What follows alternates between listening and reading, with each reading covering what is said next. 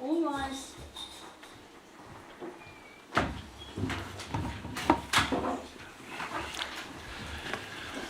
Good morning, everybody. We begin with live evidence, which will be broadcast after a 10-minute delay.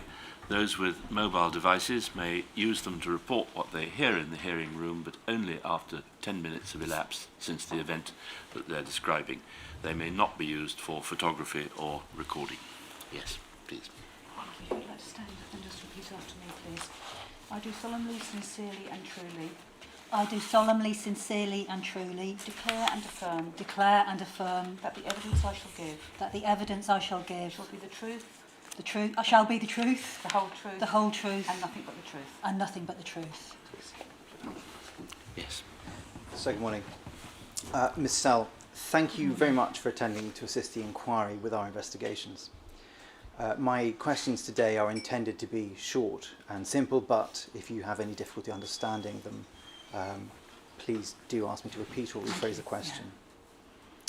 If you need a break at any point during our evidence, please let me know. There will be a mid-morning break at around 11:15, 11:30. Also, may I ask that you keep your voice up so that the transcribers can hear you. You have made two statements to the inquiry, one personal and the other corporate on behalf of YRE, the Youth Against Racism in Europe. If we could show UCPI 50-37783. So that is the tab A1 in Ms Sell's bundle.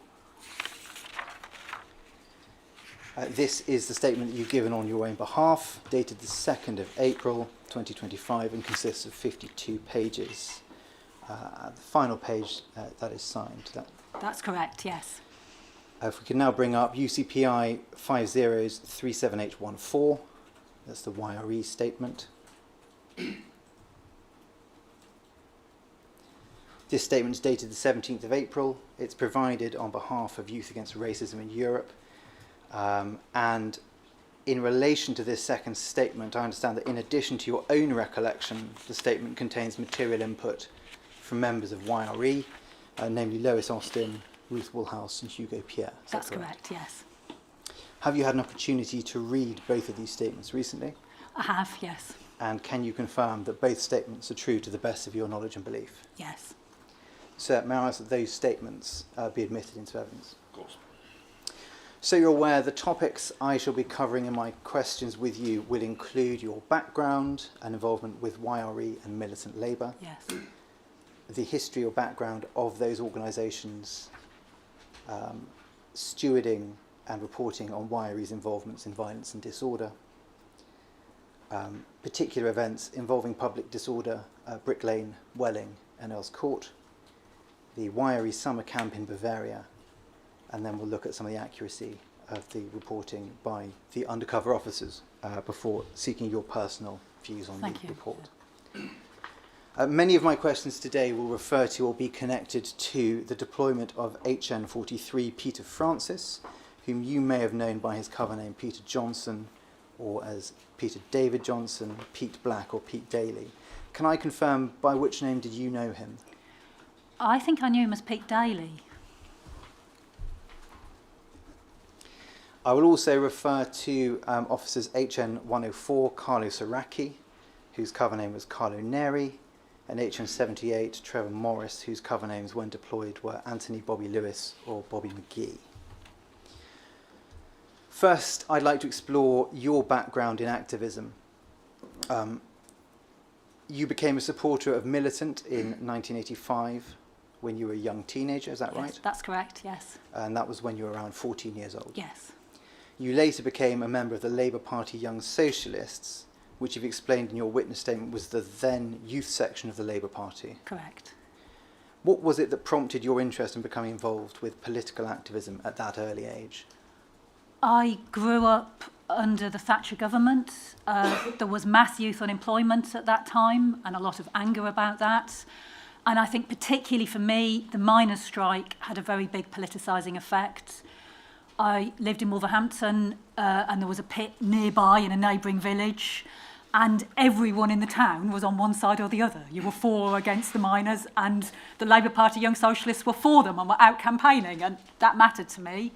But also, the council in Liverpool, which was led by militant supporters, a Labour council, had widespread news coverage at that time, and my whole family were politicised by it because they were demanding from the Thatcher government the £60 million that had been taken in cuts to central government funding to be restored to the council, and they mobilised a huge movement, big demonstrations, strikes in support of their council, a thing hard to imagine today, I know, and they won, and they built council houses, leisure centres, and for a poor working class family, seeing a council do that, it was very inspiring, so it had a big effect on me.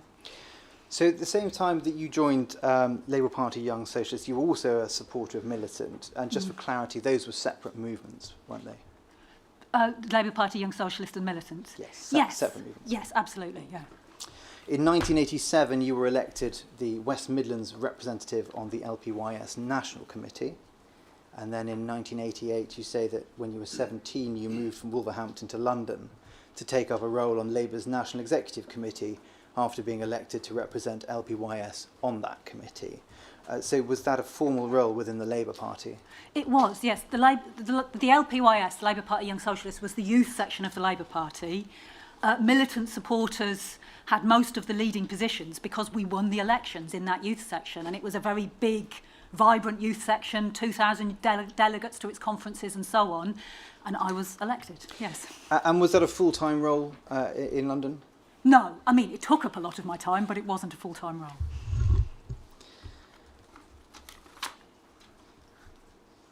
And what did that appointment involve for you? For me, it involved going to regular meetings of the Executive Committee of the Labour Party and also the various subcommittees that you go to, but also the National Youth Committee of the Labour Party. But it also involved, I was representing the Labour Party Young Socialists. I wasn't just there on my own account. So I would then be speaking at meetings around the country, reporting back, and, you know, talking to the young members of the Labour Party. And at the end of the 90s, I think 1989 or 1990, the Labour Party closed Labour Party Young Socialists. What did you do after that? I, after that, stayed in London, and I was unemployed at that time, looking for work, and I spent a lot of time campaigning on different issues. The reality was, in our view, the right wing of the Labour Party, the people who later got complete control under Tony Blair, they did not like the Labour Party Young Socialists because it was left-wing and led by militant supporters, but they couldn't defeat us in argument, so they shut the Labour Party Young Socialists down.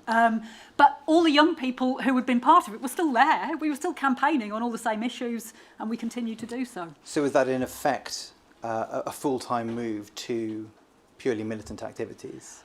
I worked full-time for the Militant as a job from the mid-1990s. Prior to that, like many activists, I spent a lot of time on it, but it wasn't my job, yeah. You were directly involved in the founding of YRE in the United Kingdom. When was that founded? Initially, it began in 1992, and that was militant supporters and our co-thinkers across Europe. We were part of something, still are, part of something called the Committee for Workers International, and young members of other groups in the Committee for Workers International and ourselves felt like, given the level of racist violence at that point in time, particularly in East Germany, but not only, there was a need for a European-wide movement. And we initiated a big demonstration in Brussels, where the far right, the Vlaams Bloc at that time, were growing, of about 40,000 young people.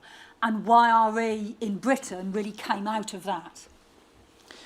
In your statement at paragraph 3.11, we don't need to go there, you described the founding of Militant Labour as an independent organisation in 1993. What was your involvement with that? I was heavily involved in that as an activist and a youth organiser for Militant Labour. Fundamentally, many militant supporters had been expelled from the Labour Party. I was expelled for not paying my poll tax, for example. And Labour had moved to the right. And we felt we had to openly organise as a separate party to put our socialist ideas, so we launched Militant Labour at that point in time. And you say in your statement that you served on the Executive Committee of Militant Labour for around 30 years. Yes. Do you recall the date of the appointment to the Executive Committee? Offhand, not exactly, but around that time, around 93, 94 perhaps. And we understand that in 2020 you became the General Secretary of the Socialist Party, as Militant Labour had then become. Yes, we became the Socialist Party in 1997. It was a name change because we thought saying we are a socialist party at a time when the Labour Party had completely abandoned socialism was a much clearer description of what we stood for, so we changed our name. And the inquiry understands that you still hold that position today. I do, yes. I'd like to explore the history of YRE and Militant Labour a little and understand the relationship between those two organisations. Looking first at YRE, you were involved with the founding of YRE in 1992, and you set out in YRE's witness statement that YRE was part of a pan-European anti-racist movement. In brief, can you describe that wider movement's aims and how it was organised? So our aims were to build a youth movement in opposition to racism in general and specifically to the growth of the far right and the violence of the far right at that point in time. And the YRE was initiated by supporters of the militant and our co-thinkers, but it rapidly became a much broader organisation. In Britain, we had about 50 branches.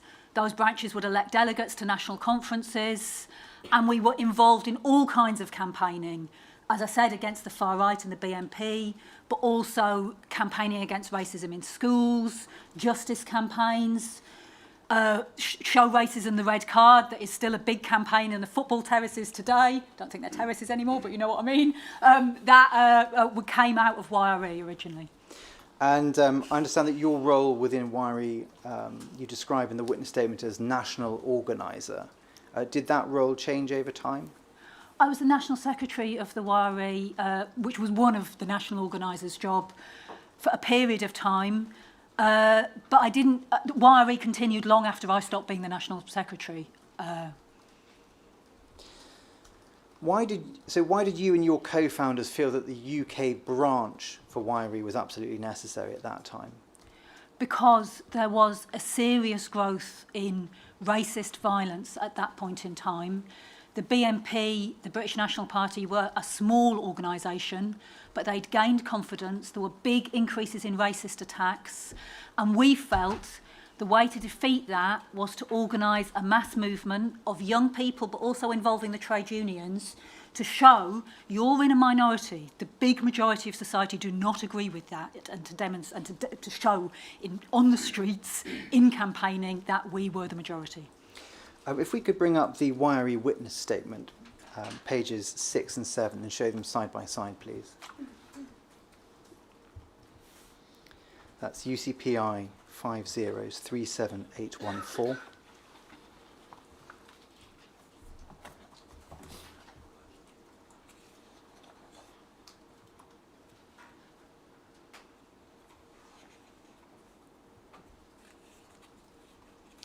Thank you very much.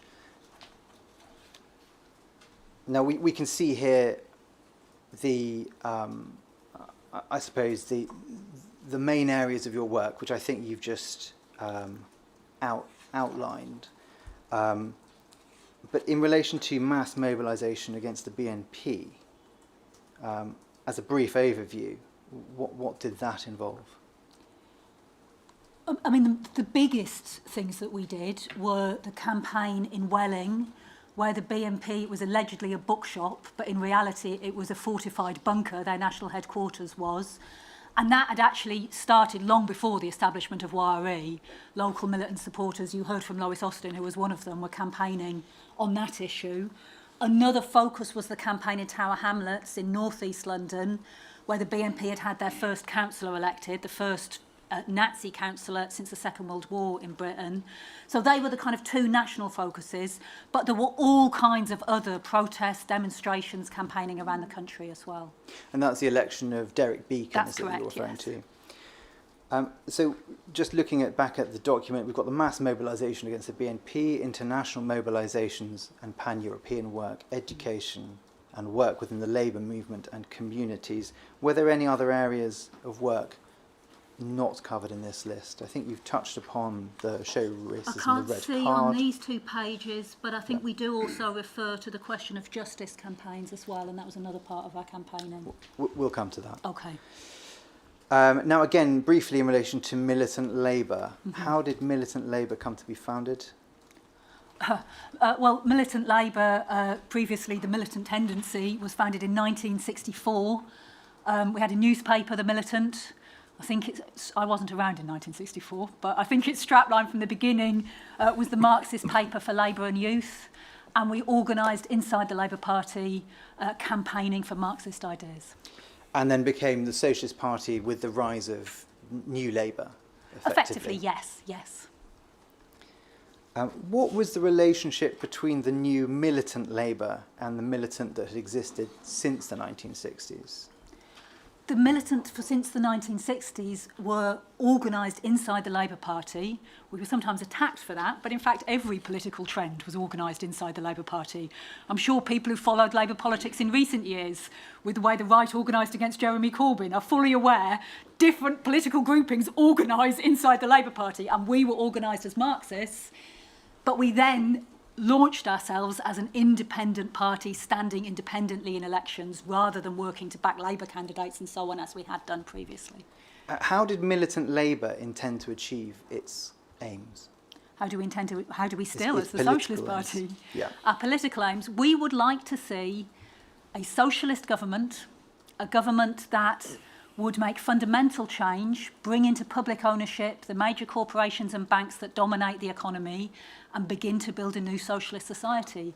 And we argue for those ideas in the workers' movement generally, in the trade unions, but also in all of our campaigning activity. Where do the police fit into militant Labour's view of society? We think in this society, unfortunately, the police and all aspects of the state are ultimately not neutral in the way that they pose as being, but act in defence of, if you like, the existing order. And we would say that was the capitalist class and a small minority who dominate in this society. And I have to say, everything that you're discovering in this inquiry tends to back up our view on that. How do we think that should change? We want the police to be under democratic control of local communities. So, we see that you need a police force in society, yes, but it should be a police force that is actually under the control of local communities. And I am sure if local communities had been deciding what the police were doing in this period, they would not have decided to spend money and resources infiltrating the left in the way that was done. What do you understand militant or militancy to mean in this context? I think that to be a militant is, people used to say, if you're a militant, you're a moderate who's got off your knees. I think that militancy means that you are a determined campaigner for the interests of working class people, and that you support trade union campaigning in defence of working class people. You're prepared to fight for a different, more just society. We live in a society where the richest 50 people in Britain own as much as 70% of the rest of the population, while 7 million people or 7 million households go hungry. I think a militant should be someone who campaigns against those things. That's what it means. And you've mentioned in that answer fighting. Does militancy mean confrontation or violence? It does not mean violence. Does it mean confrontation? We are very clear that the only way you can implement socialist change in society is if you can convince the big majority of people that that is what is needed. And therefore, our campaigning for socialist ideas is absolutely done through democratic means, standing in elections, leafleting, holding public meetings. If you mean by confrontation that I would be prepared to go on Question Time and point out the need for socialism, absolutely. If you mean violence, no. we've looked at these two groups, wiry and militant, as sort of distinct up until now in these questions. Was there a formal relationship between wiry and militant Labour? Not a formal relationship, no. And wiry was not a front. I've seen that used in the documents for militant Labour. Militant Labour initiated wiry because we could see the need for a mass anti-racist organisation of young people, but it was a democratic organisation in its own right. It wasn't run by militant Labour. So were participants in one required or expected to be members or involved with the other? No. I mean, look, I think a young member of militant who said, I do not want to help build Youth Against Racism in Europe, we'd have said to them, why? I really think you should. But the other side doesn't follow at all. There were young people of not involved in any political grouping or involved in lots of different political groupings that were part of YRE. If we could bring up Peter Francis's witness statement, that's UCPI 50360012 at page 58. I'd like to look at paragraph 342, please.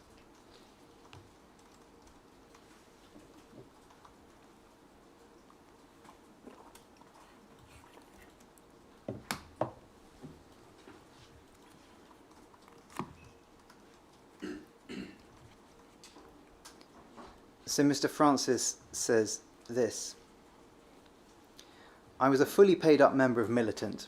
My membership with Militant began in the summer of 1995 and ran through to the end of my field tour. While in the YRE, I was highly encouraged by other YRE members to join Militant. Obtaining higher positions with YRE required a person to be a member of Militant, as essentially the YRE was a militant front group. It was again part of my targeting strategy to make that move to Militant membership. Was it a requirement to be a member of Militant to progress within YRE? Absolutely not. I'm sorry, that's just not true. And I think you've heard from witnesses who were never supporters of the Militant, who had roles in YRE. And I have to say, if you read the statements from Peter Francis, then it's clear a lot of his attention was on the leadership of Militant, trade union activists in Militant, and I think they wanted to spy on the Militant, and this is an excuse. So in practice, were most senior or leading members of YRE also members of Militant? Many were, but not all. Could you give a proportion, a percentage perhaps? At this distance, I couldn't guess for you, but it would be a guess. I would say probably more than half of the national officers of YRE were supporters of Militant, but that still leaves a big chunk that weren't. There was no need for Peter Francis to join. So 50% is the highest you'd comfortably put it? That is a guess. Yeah, I'd have to go understood, back and look, understood. yeah. I'd like to move on to consideration of subversion very briefly and disorder. In his witness statement, and we don't need to go to it, at paragraph 252, Peter Francis divides his intelligence reporting into two categories: public order information and information on subversives.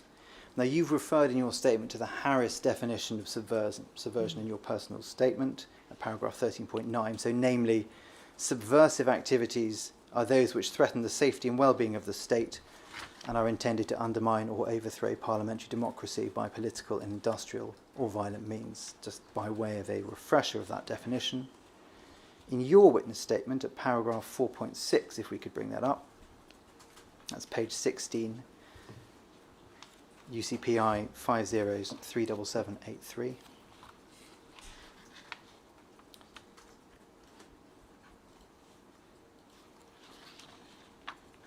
You say, and it's about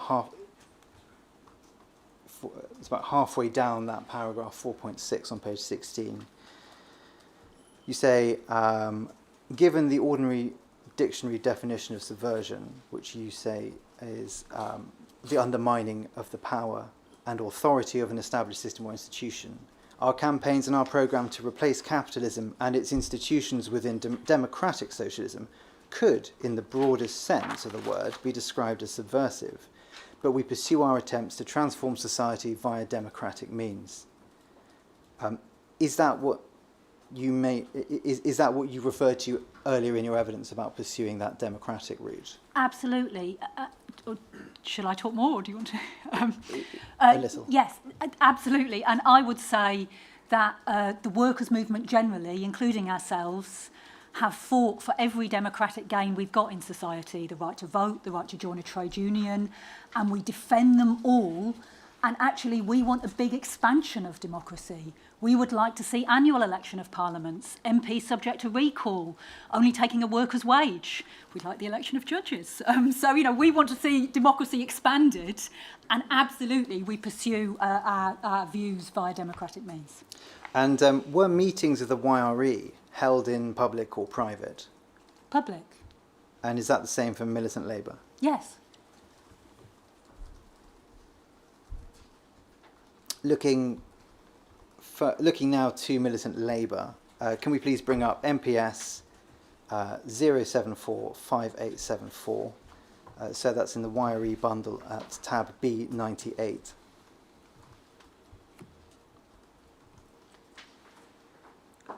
This is an intelligence report by Peter Francis reporting on the London Militant Conference in October 1994. If we go over to page 2, we can see a description of that. And then turning on to page 6, it says this in the second paragraph. In conclusion, a debate of some interest took place on the Sunday afternoon when the question was raised as to whether ML should conceal the act that it is really a revolutionary group bent on the overthrow of the capitalist state. Now, in the list of attendees, you are named. Do you recall that debate? I have no recall of that debate at all, and frankly, I think the person reporting, I presume it's Peter Francis, cannot have understood the discussion remotely. What we were discussing at that point in time was the need to work as an independent organisation and to go out and convince people of socialism under our own name. It doesn't bear any resemblance to what he's talking about there. So do you agree that the aims of militant labour were publicly stated? Absolutely, yes. We'll look at the specific issue surrounding violence shortly, but was either group, YRE or militant labour, involved in creating public disorder? Never, no. You've explained in the YRE's witness statement at paragraph 5.3, which is UCPI 5037814. Perhaps we could bring that up, please.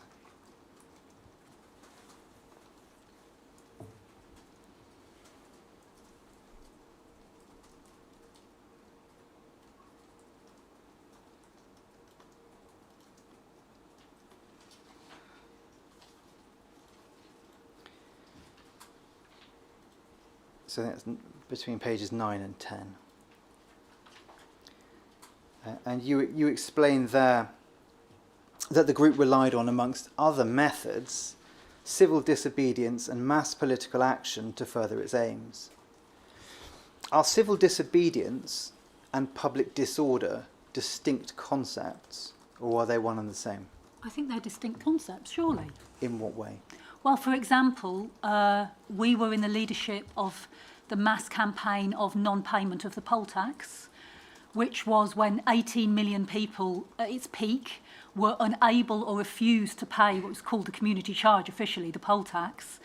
And that led to the repeal of that tax and was a big factor in the resignation of Margaret Thatcher. That was not public disorder, it was civil disobedience. I'd like to look now at YRE's involvement with justice campaigns. If we could show, please, MPS 024622. So in the YRE bundle, that is tab B179.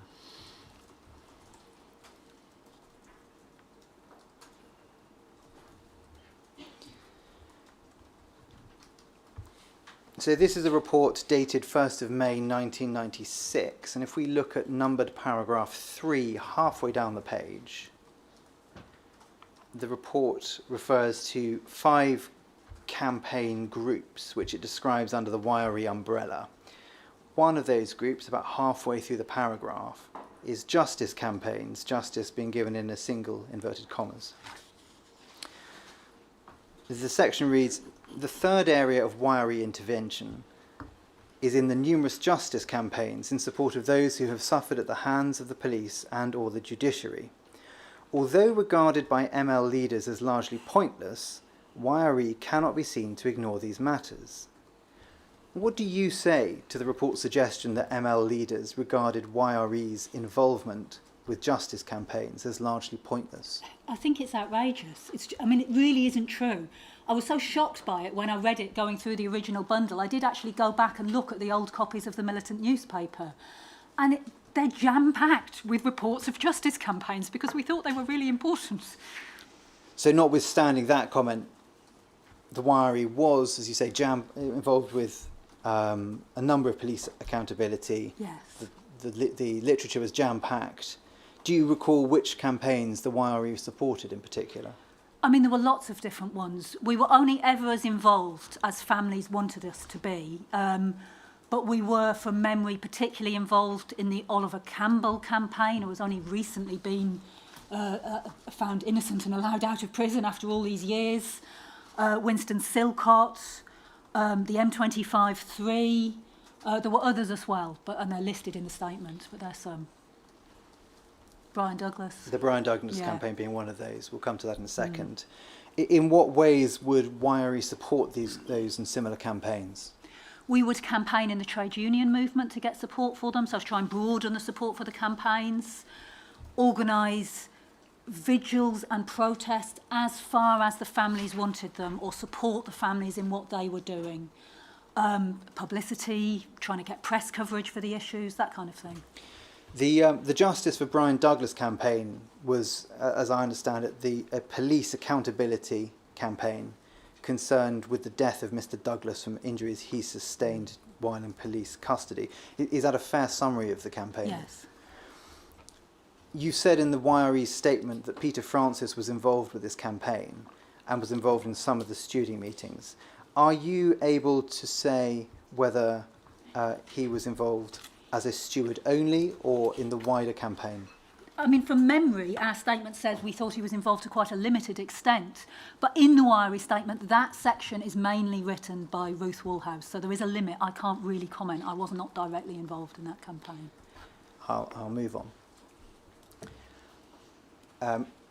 At paragraph 25.1 of the YRE statement, you refer to the Stephen Lawrence campaign and explain that the family campaign asked YRE not to become involved and that the group respected those wishes. Can you set out any recollection you may have of that interaction with the Lawrence family campaign? I didn't have direct interaction with the Lawrence family campaign, but we understood that they did not want to be directly campaigning with us. They did not want us involved in the campaign, and so we didn't.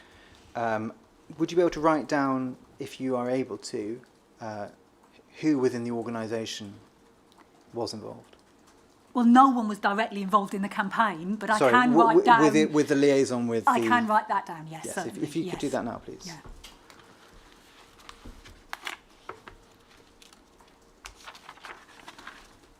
But if I just say this, there may be others that I don't remember. I can only write down what I remember, yeah.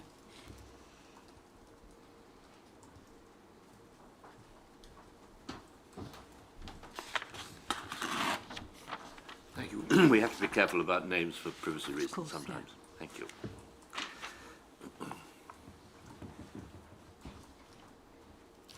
Thank you.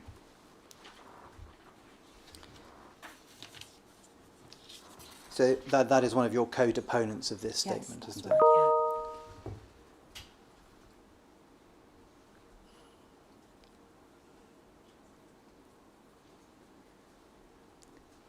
Given the limited involvement that limited or no involvement, as you say, that YRE had with the Stephen Lawrence family campaign, does it follow that, in your view, Peter Francis would not have had contact with the Stephen Lawrence family campaign through YRE? He couldn't contacts? have done. The only time, I think Neville Lawrence spoke at a press conference in the run-up to the 8th of May demonstration, but that's the only involvement I can remember. They were not involved after that.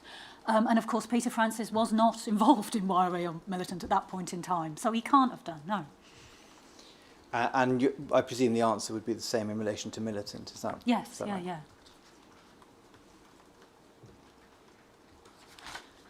I'd like to move on to the issue of violence and start by looking at the topic of stewarding. First of all, in general terms, what do you understand the term stewarding to mean? In the sense of we're talking about, obviously you could be a shop steward in a workplace, that's yes, a different sorry, thing. in the context but of in the the sense of protest. what we're talking about, we considered stewarding to be individuals who took responsibility for trying to keep protests or canvassing or meetings or other activity that we were organising safe from outside attack, and that was the role of stewards. So the aim, effectively, was overall safety? Absolutely, yes. May I take you to UCPI 50-34525? So this is in YRE bundle at B103. And I'd like to look at stewarding in practice.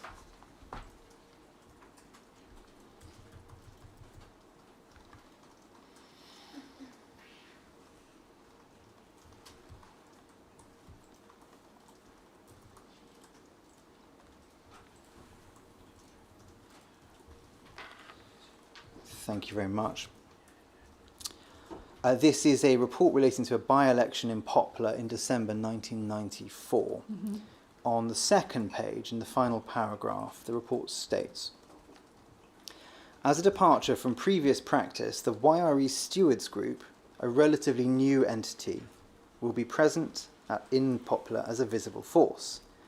This Stewards Group is comprised of experienced and courageous street activists who are charged with protecting their demonstrators, instilling discipline, and the tactical direction of their charges to avoid confinement in ineffective positions. It is anticipated that the YRE turnout on each occasion will be in the region of 100 activists.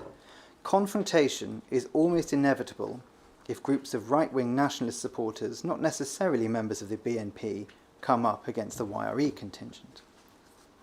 Do you agree with the description of the stewarding group and its aims that paragraph sets out?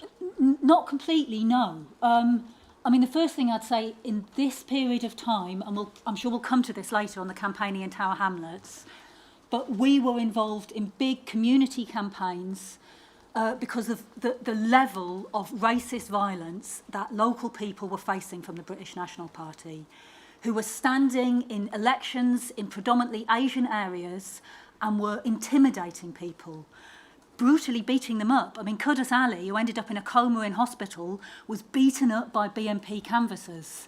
And our campaigning was for the idea of community self-defence.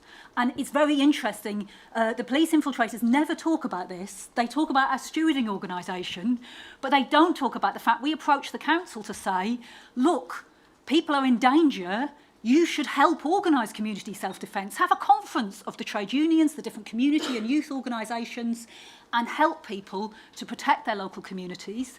When that wasn't done, YRE with Youth Connection, which was a Bangladeshi youth organisation, we organised community self-defence. So in this period, for example, we had something like the whistle alarm system, which was when BNP canvassers, if groups of BNP go on to predominantly Asian estates, they're not there to canvass, they're there to frighten. When they turned up, anyone who saw them blew a whistle and the whole community came out onto the street, not to attack the BNP, but to say, we're here in numbers, we can see you, and we're not going to be intimidated by you. So absolutely, we were mobilising in the community. Now, as part of our work, which also involved canvassing in by-elections against the BNP, we did organise stewarding to make sure that our canvassers were protected. But that's what they were there to do. They were not there to confront the BNP. They did not want to have trouble. They wanted to prevent trouble. Final point, as part of our community campaigning, for example, on the Isle of Dogs, where the BNP had a councillor, our members were involved in a campaign to stop the closure of a local community centre, which actually played a part in the later defeat of Derek Beacon, because it was a local campaign in the interest of the whole community to keep this community centre. But as a result of it, one of our members on that estate was number 2 on the BNP's hit list, the C18 hit list, which was entitled Kill 'Em All. We really were in danger, and that's why we had to have stewarding, but it was for protection. Now, I'm going to preemptively just ask you to slow down. I'm sorry, I suspect sorry. if I don't, I'm going to be handed a post-it note. That's a very helpful point. And from that, I think we can take it that YRE did have stewards We did, of its yes. own. And that was true of Militant Labour as well, was it? It was, yes. And was that the group known as the away team? The away team was never an official title, and in fact, I never even realised where the nickname came from until I heard another core participant's evidence on Thursday. But it was a loose group of people who did stewarding for us, so yes. And had YRE always had stewards through its entire existence? Certainly in our anti-racist campaigning, we did not always have stewards. We were quite naive at the beginning. I would just like to give a little example, which Lois Austin referred to, because the campaigning against the BNP in South East London had gone on for a long period of time. And I was involved probably the year before the launch of YRE in a demonstration in Eltham that she talked about, where we were badly outnumbered by the BNP. And actually, if it hadn't been for the police, we would have faced violence. But I want to give you an example of how we didn't steward. I was asked, could you bring down some anti-racist posters, signs on sticks for the demonstration? We were so naive that I took them on the tube and the train over my shoulder without even a bag covering them up. I got to London Bridge Station. It was full of BNP, swearing at me, shouting at me. I vividly remember going up to some poor black member of staff and saying, what am I meant to do? And him understandably saying, I don't know. I had to go and hide in the women's toilets, drop the signs, and then get on the next train to avoid the BNP. So at the beginning, we didn't steward, but we realised we needed to. How would the stewards be organised? In what sense do you mean?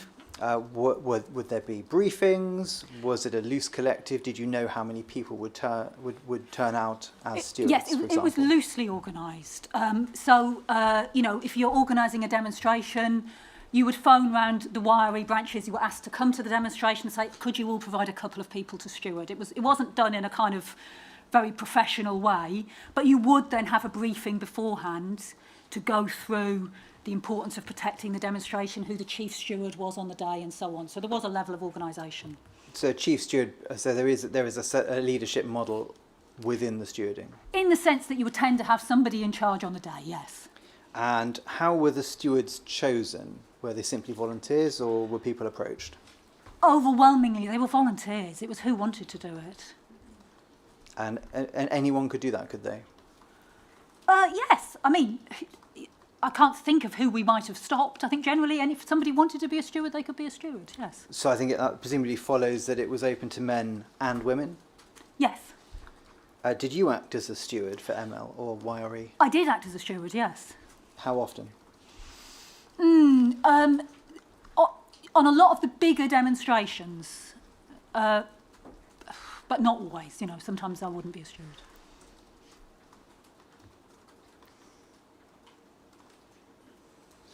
And when we've heard talk about the away team,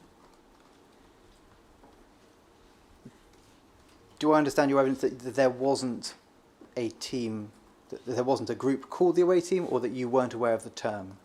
No, I was aware of the You term, were. but it wasn't a formal term. It was just a phrase that got used, and it meant the stewards who were prepared to defend us if necessary from attack. Because you have stewards for different things. You have stewards to point out where the toilets are, how to get to the tube, but you also have stewards who say, if we're attacked, we're prepared to defend you, and that's what the away team meant.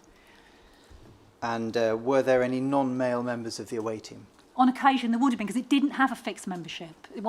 That's an exaggeration. There is a certain mythology around this that has developed. If we could look at Peter Francis's witness statement, UCPI 5036012, at page 66, paragraph 392, please.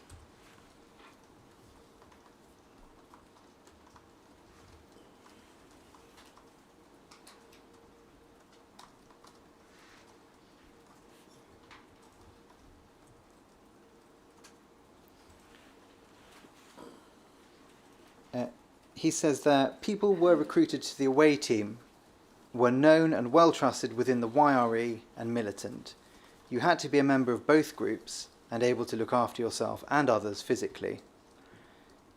So did members of the away team need to be a trusted member of both militant and YRE? No. Were recruits required to be able to look after themselves and others physically?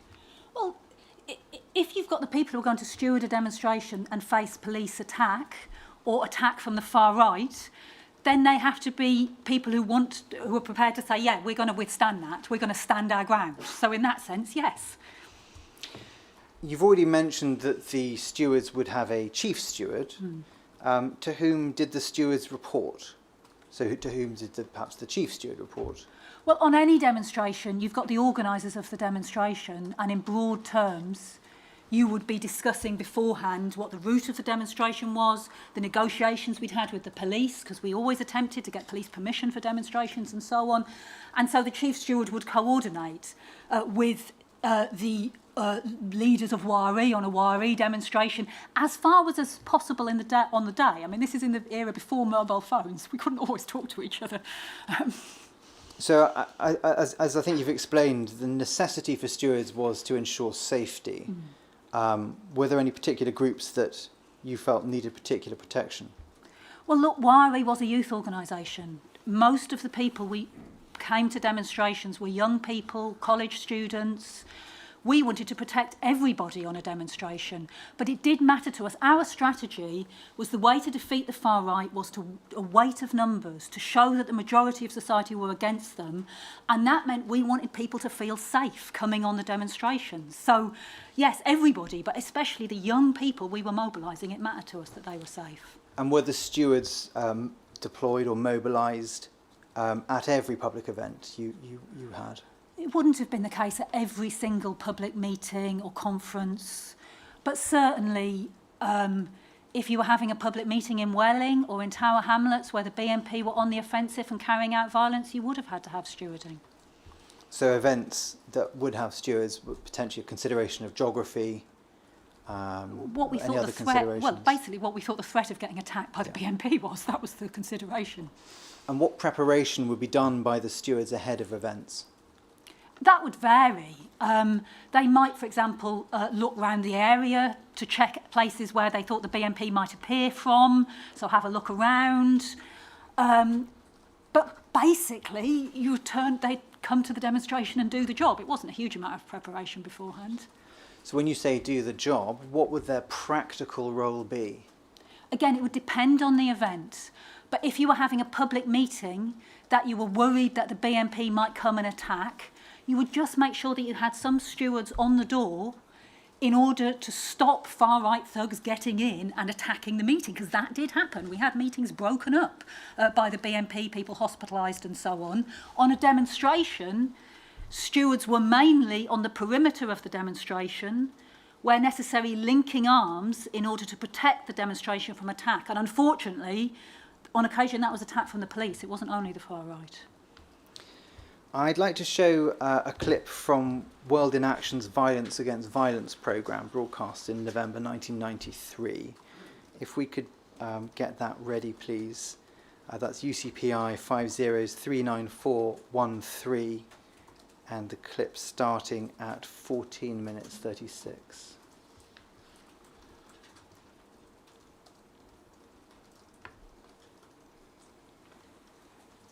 Leadership don't officially advocate violence. World in Action has discovered a hidden group of 25 within the organisation called the Away Team, used for defence and direct confrontation. If we stop there. I think we cut off the first few words, which I think was, though the YRE leadership don't officially advocate. Do you agree with the programme's characterisation of the YRE's Away Team, specifically that it was a hidden group of 25 within the organisation called the Away Team, used for defence and direct confrontation? So, first of all, it wasn't a hidden group. There weren't 25. There was no formal membership at all. And they were there for defensive reasons, for self-defence. So, are you saying, was anyone in the Away Team ever violent? In the sense of legal violence, of defending yourself when you're attacked, Very occasionally they had to be. But actually, I think if you read Peter Francis's statements, that was very rare, and it was always legal self-defence. They were not interested in going onto the offensive. That was not their role. So you don't accept the more combative description that we've just had in the clip? I don't, no. If we could show, please, MPS 0745874, starting at page 2, please. So that is in the YRE bundle, tab B98.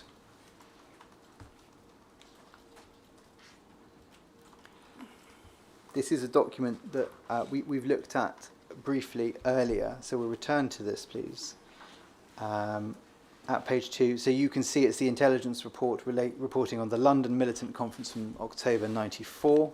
And if we go over leaf 2, page 4, please, and the second paragraph from the foot of the page.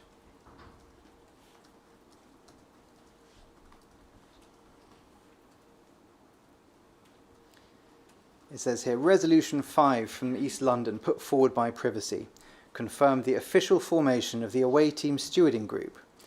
Privacy gave a very good speech calling on all present to vote in favour of this issue as a means of keeping this already active group within ML and thereby preventing a possible red action type breakaway scenario. Any further doubters were soon convinced by the promise of an effective stewards group to protect not only ML YRE members on demonstrations, but also to protect ML headquarters by use of a phone tree in the event of a possible mass Nazi attack. This resolution was passed unanimously. Now, you've referred to this document in your witness statement. Do I take it that you agree with this, that this resolution was brought and passed as described in the report? Well, I mean, I can't remember the resolution being passed, but in this paperwork, it actually has a copy of the resolution. Yeah, so, we'll come to that yes, in a second. And it seems perfectly reasonable. I accept that resolution was passed, but not the commentary by the undercover officer about why. We already had a stewarding team. This seems to have been a resolution to formalise the need for that, and that was fine.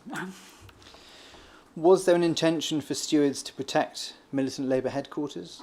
Militant Labour headquarters was already protected. We actually always had a night guard. We had a rota. It was not popular with any of us to sleep in our offices just in case of Nazi attack. So I don't think that's...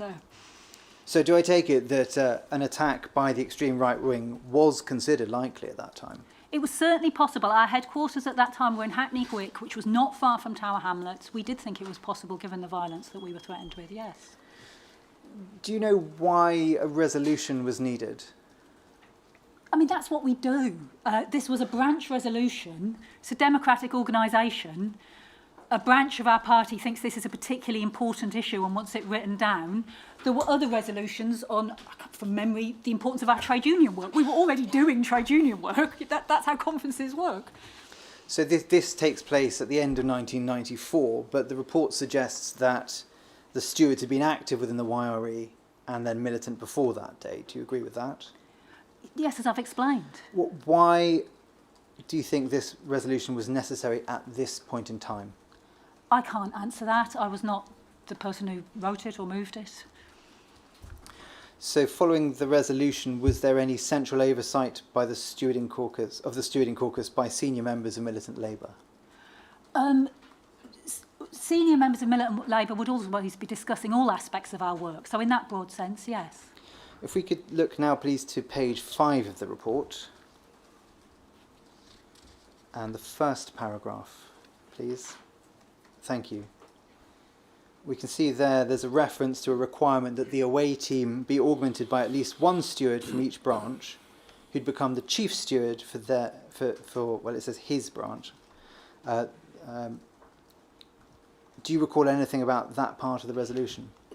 No, and we never had branch chief stewards. Stewarding was done on an ad hoc basis when needed. So I can imagine, I cannot remember, but I can imagine a situation where we said, if asked for a demonstration, every branch needs to provide a steward. But we certainly didn't have a situation where branches had permanent stewarding organisations. So you may not be able to help me with that in this case, but the chief steward from each branch, was that We just I didn't. presume that you can't assess whether that was the branch security officer. We never had branch security No. officers, honestly. That's laughable. It's just not something we ever had. So turning to the documentation produced in support of this, if we could turn please to page 14 of that document. And that looks to be the draft terms of the resolution, looking at numbered paragraph 1. Do you know why the resolution proposes setting up a stewarding caucus if, as you say, the stewarding group already existed? I can't really answer that, other than perhaps this was an attempt to make it slightly more organised, because it was always quite ad hoc, and it remained quite ad hoc, whatever the intentions of this resolution, but perhaps that's what was behind the mover of it. So was it perhaps an attempt to not just make it more organised, but also more controlled? That wasn't necessary, no. If we look now overleaf at page 15, we can see some practical proposals for the stewarding system. And at the bottom half of the page, the second starter paragraph talks here about chief steward to be part of and accountable to a team which covers all aspects of organising an event, both politically and organisationally, working closely with the full-timer in charge of the event. Thinking about accountability, why was that necessary? That is a statement of how we organised generally. It wasn't something new. And then if we look down at the 5th and 6th starred paragraphs, we can see a suggestion that there's a written analysis of the event and review meetings to be held. Did these reviews take place? No, I must say, that is an example of a lovely idea that somebody had, which we never completely managed to implement, or even attempted, I don't think.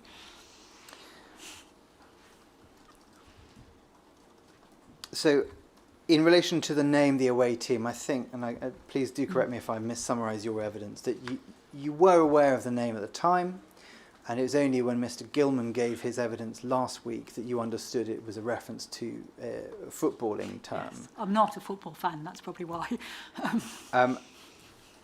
And just so I'm clear, the away team was so called because they were prepared to effectively visit the home ground of those in opposition. Is that fair? No, that's not an accurate description. I mean, first of all, there was, I know this is complicated, but I just have to emphasise, there was not an away team. It was on every individual demonstration that you would have stewards playing different roles. And there would be a layer of stewards who would say, yes, we are prepared to be the stewards at the front of a demonstration, the stewards who jump on top of Lois Austin when she's attacked by the riot police, the stewards who are prepared to put themselves in harm's way. That's what it meant. Yeah. So, and although you didn't necessarily have an appreciation of the footballing analogy, you understood the difference at the time of the roles between the home and the away stewards. Yes, yeah. I'd like to look at some reports now relating to allegations of violence, and so we can consider some of the accuracy. Before we look at them, I'd like to take you to the YRE statement, which is UCPI 50/37814, page 39, please, and paragraph 14.1.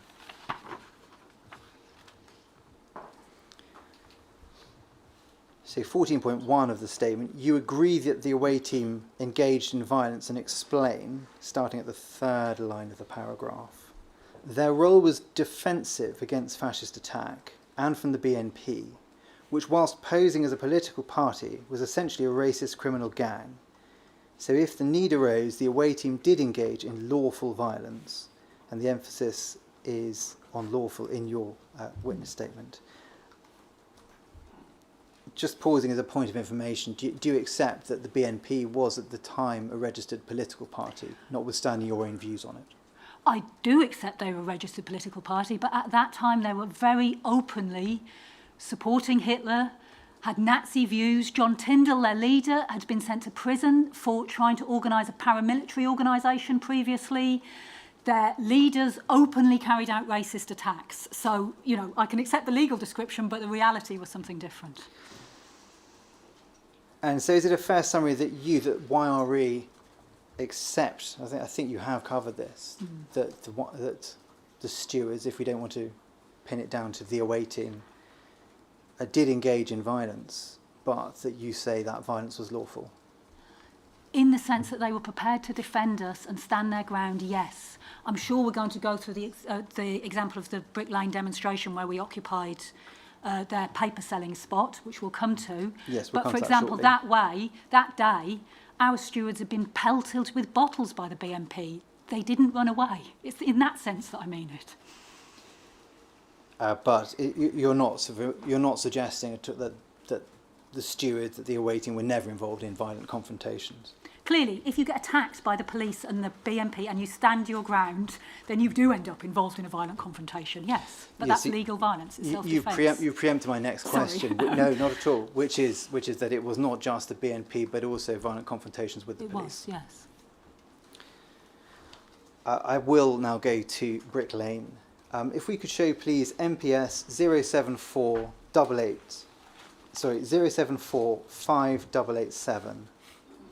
0745887.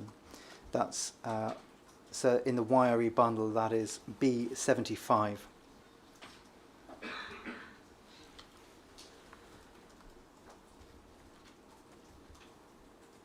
So first, I'd like to discuss this report describing an encounter between militant Labour and YRE and supporters of the British National Party on the 19th of September 1993. And if we look at page 1 that's on there, we can see in that first block of text, HN43, so that's Peter France's cipher number. And then if we move over leaf,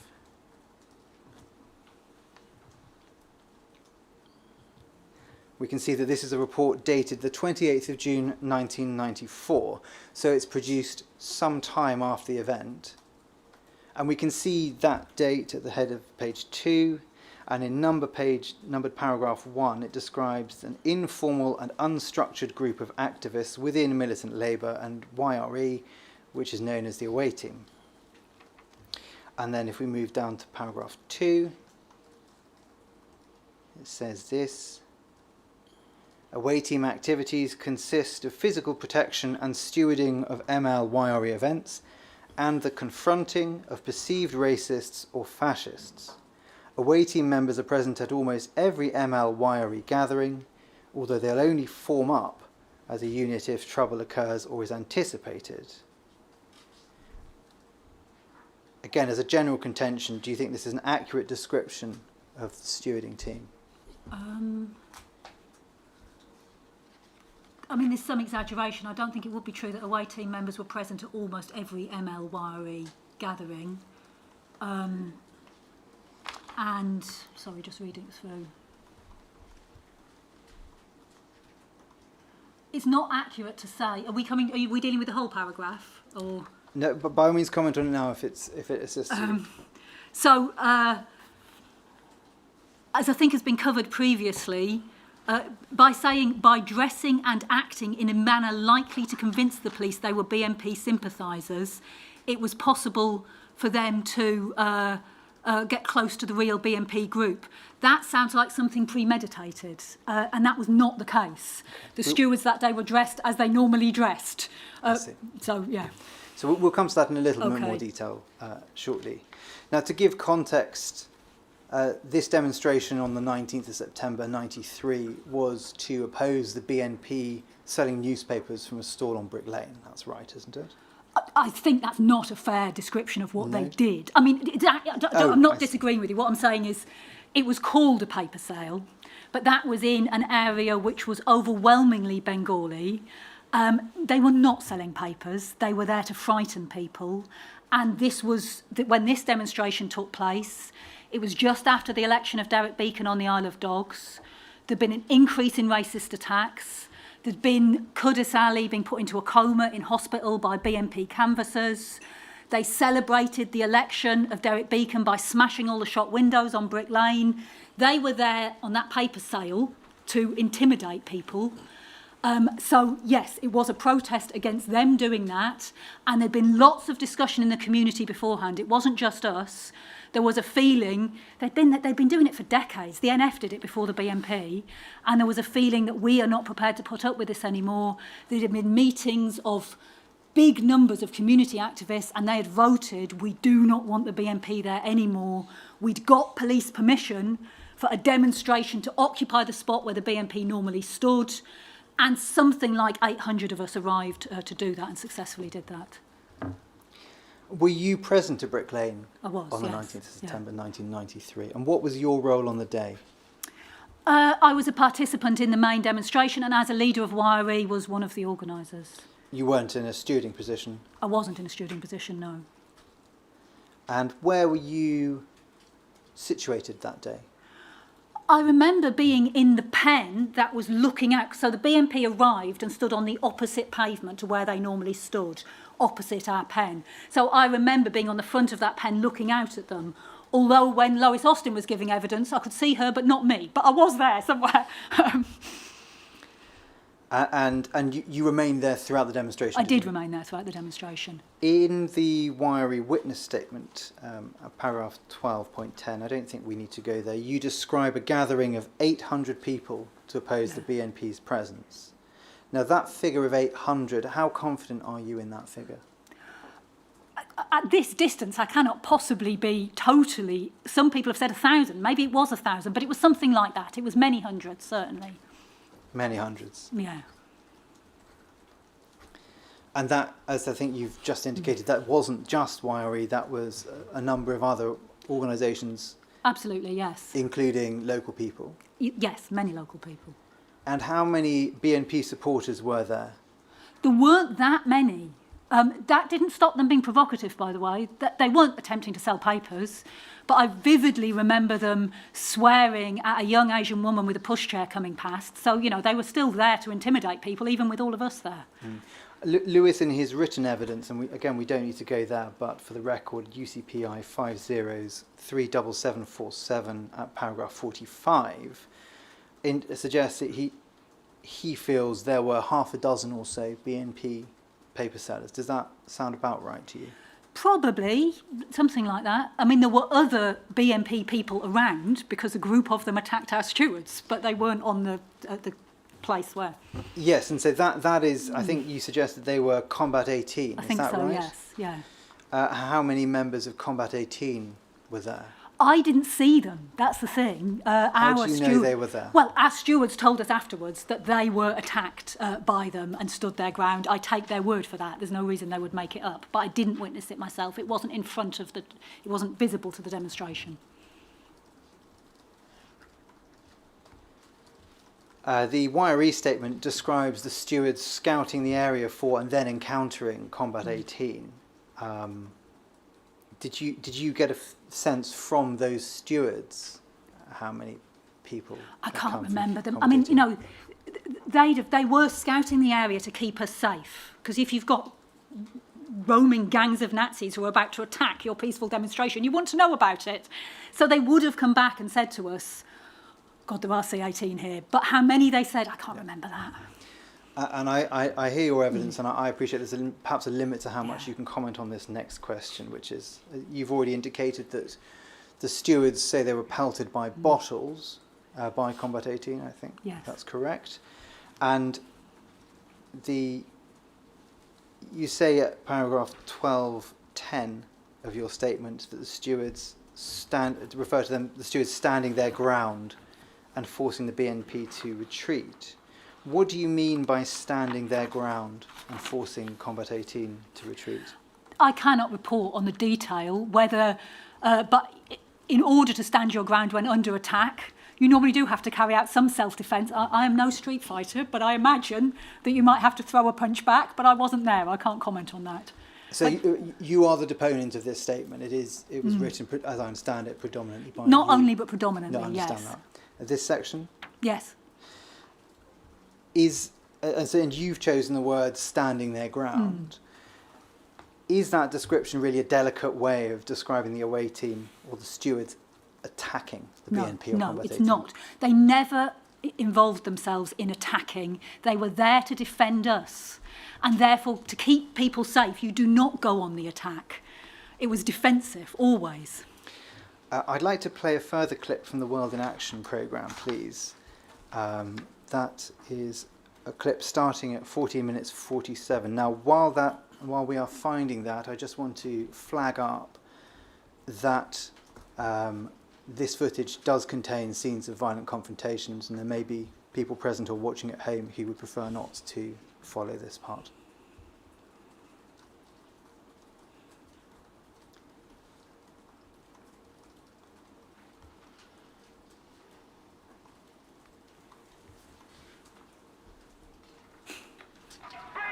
In September, the BNP was celebrating their by-election victory at the Isle of Dogs. Separated by the police, the YRE's away team under an ANL banner were protesting on the other side of the street. Suddenly, YRE supporters, some dressed as skinheads, making up the away team, crossed over to the BNP side, pretending to be racists. I herded the anti-fascists into the pen where the fascists were, across the other side of the road. As it happened, the police mistook them for fascists. The police obviously have a preconceived idea what a fascist looks like. Short hair, baseball caps, things like that. And it's on film for all to see what happened after that. They got a roasting. The away team claim they achieved their aim of attacking and driving the BNP off the streets. If we could stop there, please. Now, at paragraph 12.11 of the YRE statement, you refer to YRE members charging the BNP's paper sale and scattering them and their publications after tricking the police that they were BNP supporters. Now, just so we're clear, is that what we've just seen in this clip from World in Action? It is, yes. And to be clear, this appears to be a physical charge by the stewards, including YRE members. Do you agree with that? I do, yes. It was a physical altercation between the groups, which resulted in a number of arrests, didn't it? It did. And a conviction for an offence. Well, I think there were 25 arrests and there was one conviction for an offence, which I think says, so I believe that was preemptive self-defence, it was justified, and so did the courts. We'll come back to that in a moment. Were you or any of the other leaders of YRE aware of this Trojan horse attack, or was it simply that they had the mistake by the police in herding people across? We were not aware of it, and I think it was a mistake by the police, or possibly a spur of the moment bit of improvisation by the stewards, because certainly either when the police started shepherding them across, or in order to get the police to shepherd them across, and I honestly don't know which it was, they started singing Rule Britannia as the only song they could think of that might get them into the right-wing pen. But it was a piece of improvisation. It was not planned at all, and we were completely surprised by it on the other side of the street. So looking at how this programme described it, and you have touched on this a little earlier, but for absolute completeness, do you agree with the programme's description of the events that YRE supporters, some dressed as skinheads, I think you said that was just how they dressed. Yes, it was coincidence, it wasn't making up planned. the away team, crossed over to the BNP side pretending to be racists. Yes. And that violent clashes ensued with the BNP and the police. With the BNP primarily, but then people were arrested. Yes, our stewards chased them away, and they didn't come back and sell there again. And they were violent thugs that were terrifying the local population. And we kept protesting there for weeks to make sure they didn't come back. And people were cheering, applauding us.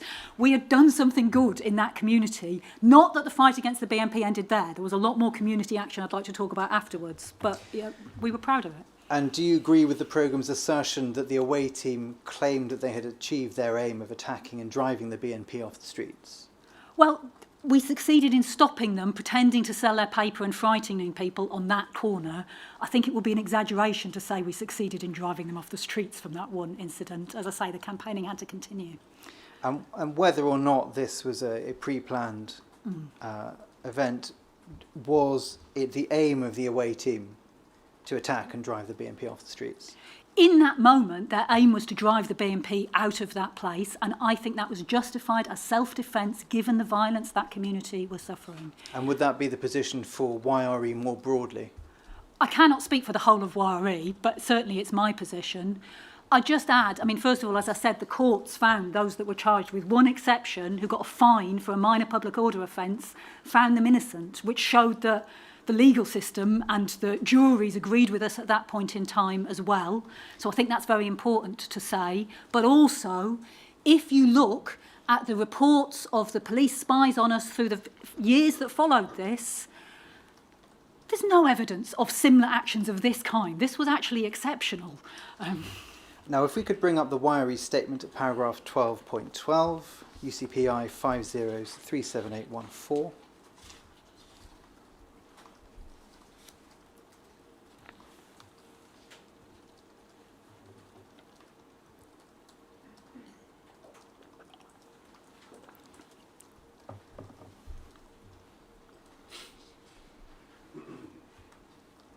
I think that's page 35, sorry.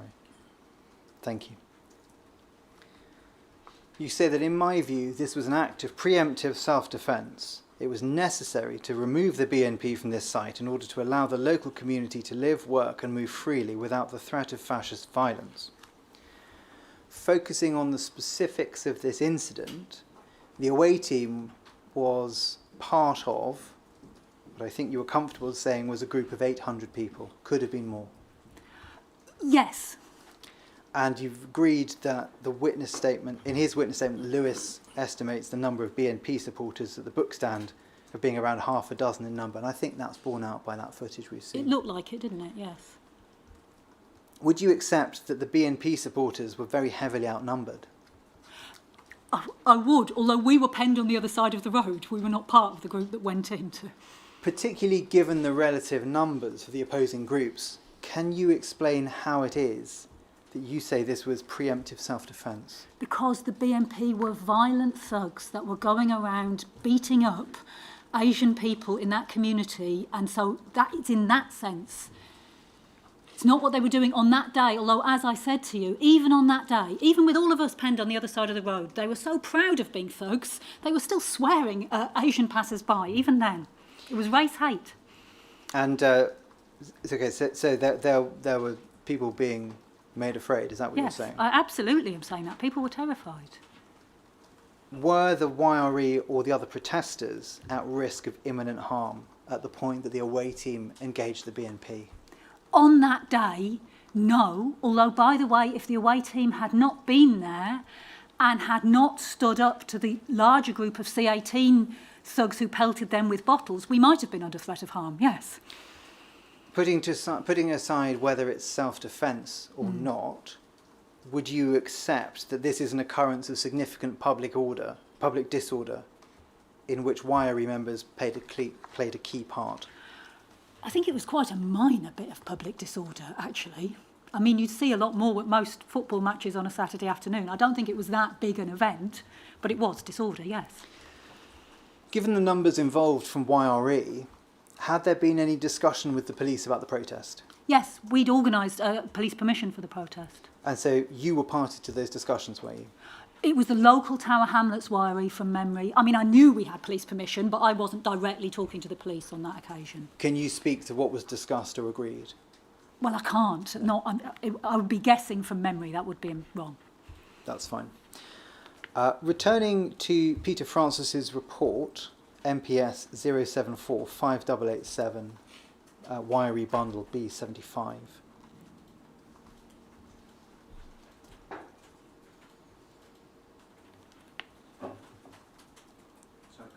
Sorry, MPS 0745887.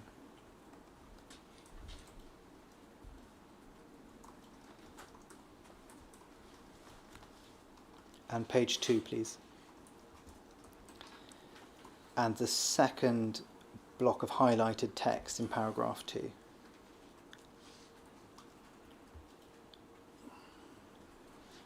In this report, it's a report seemingly drafted by Peter Francis and signed off on page 4 by Bob Lambert. It refers to the away team launching an attack. We've heard what you say on that point. Now, the events at Brick Lane predate the official start of Mr. Francis's deployment. Yes. Do you have any memory of whether Peter Francis was present at Brick Lane I on don't. that day? I don't remember him, no. Do you recall whether another UCO, HN78 Trevor Morris, known as Anthony Bobby Lewis or Bobby McGee, was present at Brick Lane? No, and I wouldn't have recognised him if he had been there, to be honest. Was this demonstration something which was talked about within YRE for some time afterwards? Did it become part of the law? Yes, I suppose it did, yes.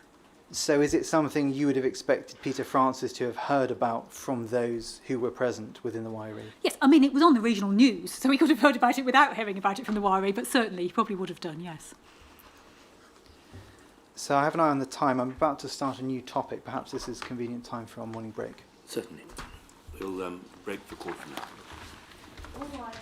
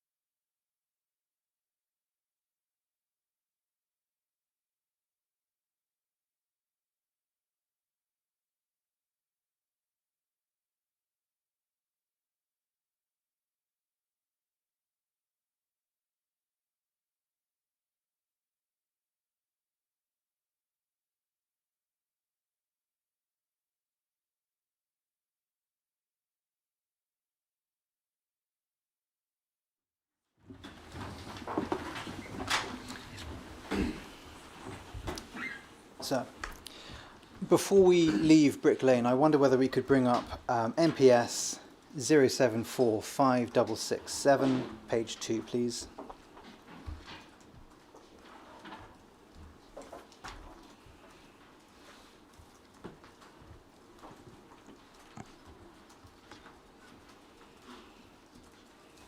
It should be Mr. Francis's 1994 report.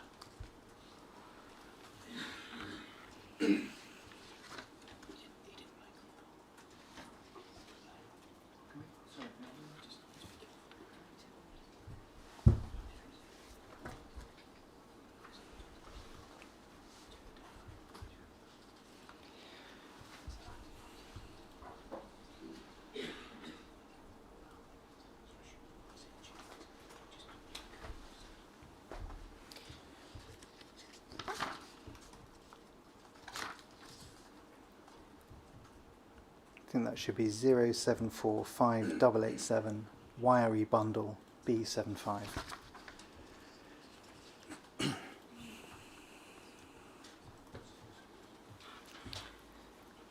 So we're back at this report written in June 1994.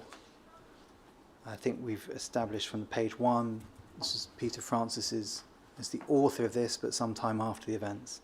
And if we could look, please, page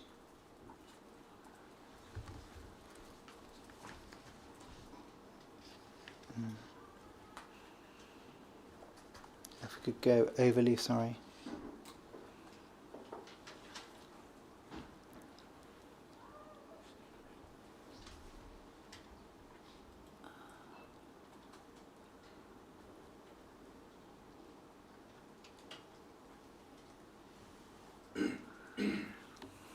Sorry, back a page.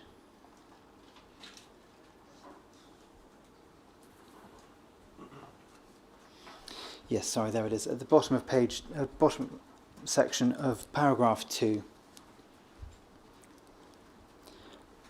You very helpfully assisted us with the, in relation to the charges and convictions on that day.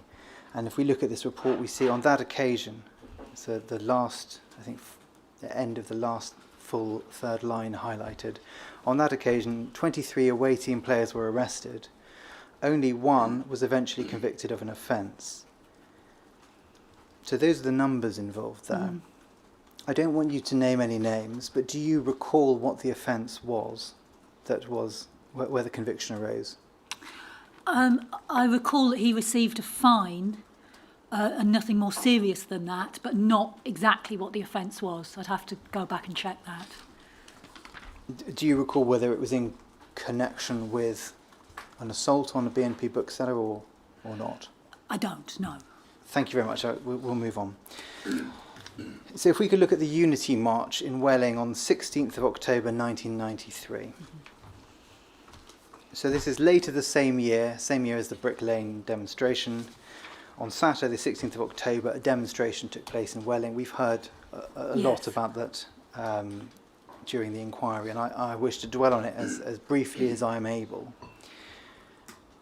YRE was one of the main organisers of the Unity March, along with the ANL and the Indian Workers Association. Is that right? That's right, yes. And again, as briefly as you are able, what was the purpose of this demonstration? The purpose of the demonstration was to raise the demand that the British National Party's headquarters ought to be closed down. That's what we were campaigning for, and it did actually happen under planning law a year later. If we could show, please, UCPI 50030312. So in the YRE bundles, that is tab B5.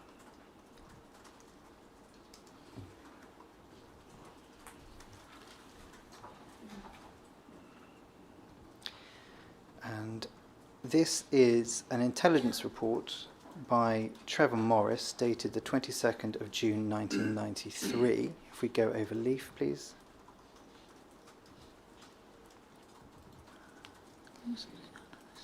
You see HN78 up at the top, a contributor to this report. Concerning a meeting of a number of groups described here as the Anti-Fascist Collective on the 20th of June 1993. And we see at the bottom of the list of organisations, the YRE is named. Mm-hmm. And if we move, please, to page 3, and the third paragraph on that page.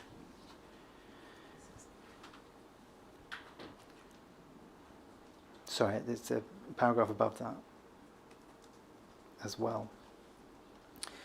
There is a reference to Hannah, Hanna, speaking on behalf of YRE. Is that you? I don't know. It could be. Do you remember attending this meeting? No. Which is not saying I didn't. We went to hundreds of meetings. I don't remember. So on page 3 again, the second paragraph and the last 4 lines, we see here, it says, we can see the ANA and the YRE agreed to march together, but ARA declined, as a march past the BNP bookshop would result in violence and confrontation, which the ARA is opposed to. Now, according to your recollection, is that a fair record of the ARA position at that time? The ARA at that time were arguing there should be a march in central London, because as you've called it, this was a unity demonstration. We wanted all the anti-racist groups to take part in it, but it was their position that it would be better to march in central London. I think there were about 5,000 on their demo. So actually the size of the 2 demos, there were 50,000 on the unity demo, shows, I think, that they didn't take the right position, and I don't know if they'd hold by that position now. But that was what they argued at the time. I don't think, though, that they argued that that was related to the question of violence directly. They thought we should be appealing to Parliament, etc., etc. And as you say, the ARA did have their own demonstration in central London. Was it appreciated? I mean, this report seems to suggest that around, even in the planning phase, around 4 months before the eventual march, there was an appreciation that marching past the BNP bookshop created the risk of disorder. Was that an appreciation shared by the YRE? No, we didn't think marching past the BNP headquarters would lead to disorder. We thought it was possible to have a perfectly peaceful demonstration. It became apparent closer to the demonstration that the police did not seem inclined, that was our view beforehand, to allow that from the way that they were talking and behaving. But we thought an entirely peaceful demonstration was possible. And to what extent did other groups decline to become involved with the unity demonstration? I can only remember the ARA. Yeah. I would like to play 2 extracts from the Violence with Violence World in Action programme, please.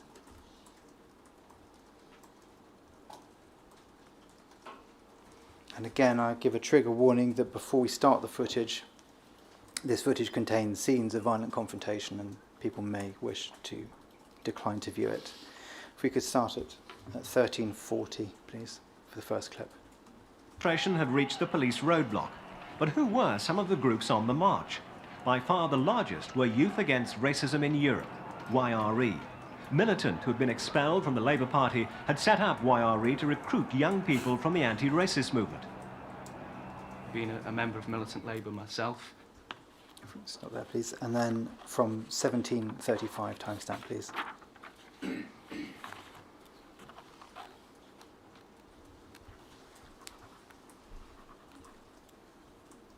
It occurs where there is a racial attack.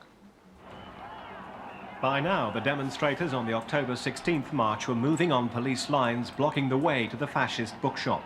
Negotiations to allow a small token group through had failed. The organisers wanted all or nothing. The march didn't stop. The march was stopped by the organisers, who then demanded of police that the march be allowed to go past the BNP bookshop. I mean, I posed the question, why? They'd been served with a notice nearly a week before that they would not be allowed to go down past the BNP bookshop. As the demonstrators pushed forward, they found all exits, including the alternative route ordered by the police, blocked.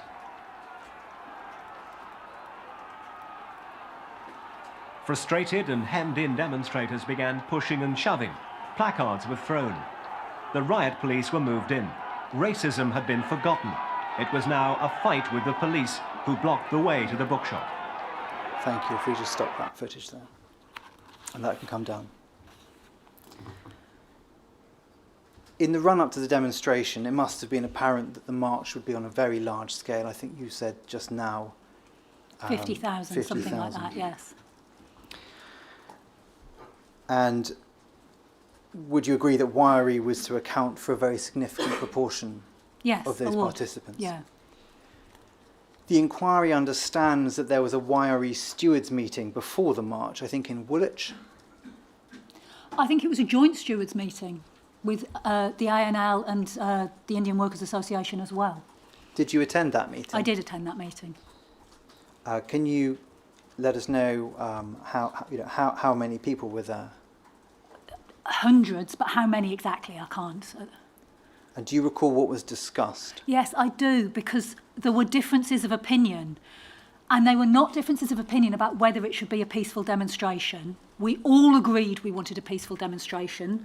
By that point, the police had put the exclusion order on and had made clear they were not going to allow us to march past the BNP headquarters.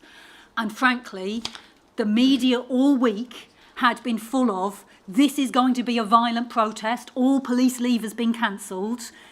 When you're planning a peaceful protest and the Chief Commissioner of the London Met is on the news saying that you're going to be violent and all police leave has been cancelled, you start thinking you're going to get attacked by the police. And we did think that at that point in time. And we were discussing how best to respond to that. What was decided? Well, I will come to that. All of us agreed all we could do was have a token appeal of our democratic right to march past the BNP headquarters. So in other words, when we got to the point closest to the BNP headquarters, that there would be an appeal to the police to allow us to march. We didn't expect that to succeed, and then we expected to continue with our demonstration to the agreed finish point. The disagreements were about how best to do that, because the ANL were arguing, and this is what they did on the day, the best thing to do would be to sit down to show how peaceful we were and in a symbolic protest. It's an entirely understandable position. But our position was, we think the police could attack this march, and we have to have stewards standing up, linking arms at the front of the demonstration in order to protect us from attack. They wore hard hats because after the experience of the 8th of May demonstration, when people had been thwacked over the head, we were worried about baton charges. And that was the approach that we took. But it was in order to try and protect the demonstration. Of course, if instead of listening to the commentary, which as an aside is extremely cynical about militant Labour's motives, when we set up YRE, it was because we were against racism. We always want to get people to join our organisation, but they describe it in the most cynical way imaginable. But anyway, if you ignore their commentary and watch what's actually on the footage... If we could just slow down very slightly. Sorry. I knew I was going to be asked to slow down. I do apologise. If you look at what's actually on the footage, the police blocked all three parts of the demonstration, so there was nowhere to go. And that's what caused the trouble. And they then attacked us. I was not at the front of that march. I was stewarding much further back. So I wasn't. You've heard much more thorough evidence from Lois Austin, who was right at the front negotiating with the police. But my experience is we were patiently waiting to march, standing a long time while obviously the standoff was happening at the front. And then we were being pushed back. And the demo was in chaos because we couldn't go forward and people were getting shoved back by the police. Eventually, after it seemed like forever, it probably wasn't, period of disorder, we were able to march forward again. You could see people with bleeding skulls sitting on the side of the road. And then I was part of the group of stewards right at the back of the demonstration after Lodge Hill had been opened that stewarded the back of the march, protecting it still from the police. They were still coming at us with batons, even then, as all we were trying to do is get to the park and go home. So it was planned police violence. They advertised beforehand there was going to be violence, and then they made sure there was. That's what happened. Just rewinding slightly. Sorry. No, not at all. It's very, very useful evidence. As a senior member of YRE, were you involved with the liaison with the police about the demonstration before it took place? I was, yes. And what's your recollection of any discussions you had with the police at that time? I recall going to Scotland Yard with Lois a couple of times and us putting the case that we should be allowed to march past the BNP headquarters.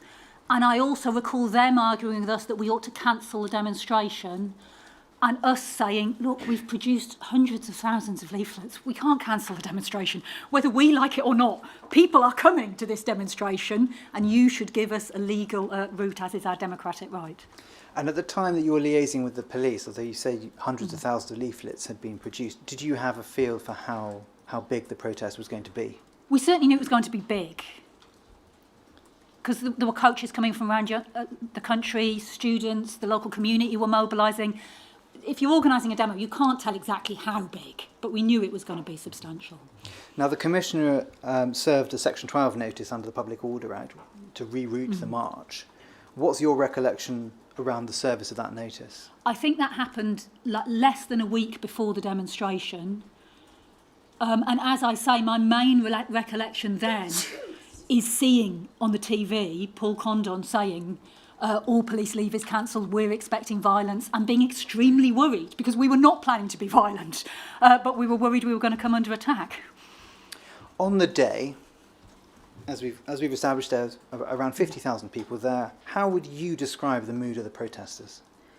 I think that the mood of the protesters was very pleased that it was a substantial demonstration, because if you've organised demos, there's always that bit where you're standing in a field wondering whether anybody's coming, and there were loads of people, so we felt a certain confidence about that.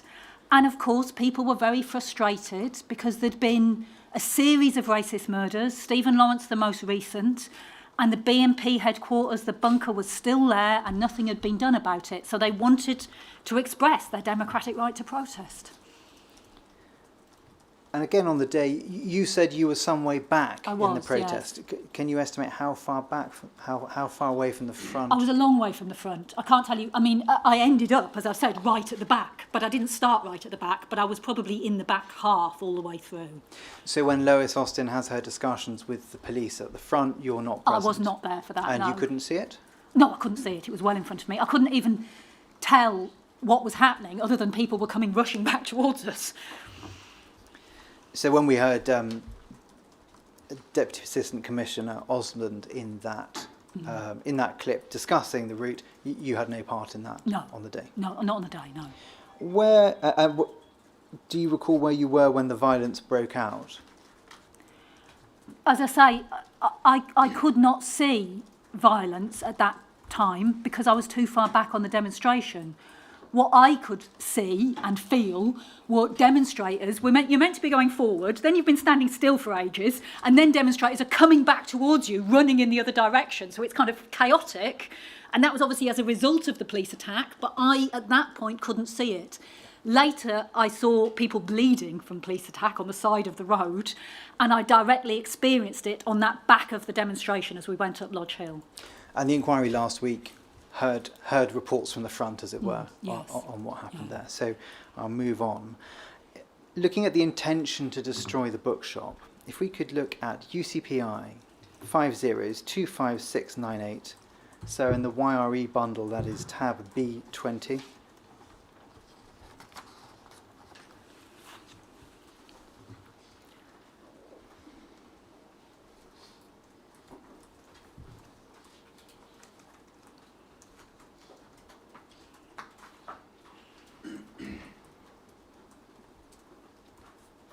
UCPI 50-25694.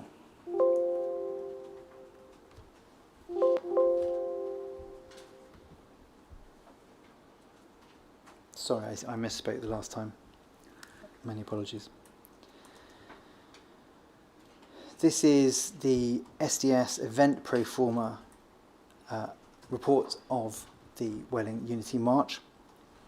And as you look in the top left-hand corner, we can see that one of the authors are listed as Trevor Morris, HN78 and HN101. And if we look at the first section of text under the summary, up until the eve of the demonstration, leaders of the participating groups were confident of achieving their goal of reaching the BNP bookshop and, if practicable, destroying it. If we could now go to Peter Francis's witness statement.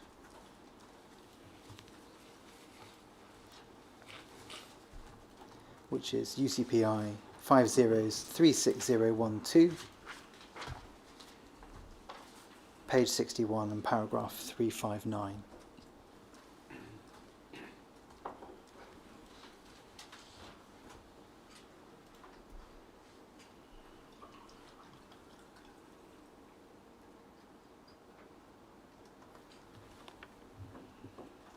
And he says this: I was authorised to get involved in violence insofar as it was part of the role. The role on this particular demonstration was of a Kingsway College student and a member of the KAFG, accompanying a member of YRE, whose sole intention was to get to the BNP bookshop to help pave the way for another group intent on burning it down. My target group was not responsible for trying to burn down the bookshop. We did not carry any petrol or anything else to facilitate that plan. However, the briefing we received beforehand was very clear, that left-wing groups intended to burn the bookshop down. You address this statement, this paragraph, in the YRE statement, and you say that it's untrue that left-wing groups intended to burn down the bookshop, and you describe the thought of the organisers wanting to do so is just madness. Yes. Why do you say that? Because you said earlier we wanted to destroy the bookshop. That's not true. We wanted the bookshop to be closed down. This was a mass campaign to mobilise people, to exert political pressure, to get authorities to close the bookshop down and to get the BNP to feel unwelcome in Welling because the majority of the population were opposed to them. We would never have taken action to attempt to destroy the bookshop. That would have been completely counterproductive. I mean, it was on a residential high street. There's no way we would have proposed that in any circumstances.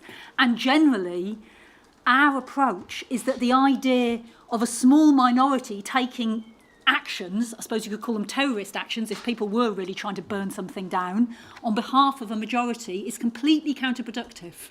We want to mobilise the majority, so we would not have supported this. No left-wing group was organising this. It's a fantasy. It's just not true.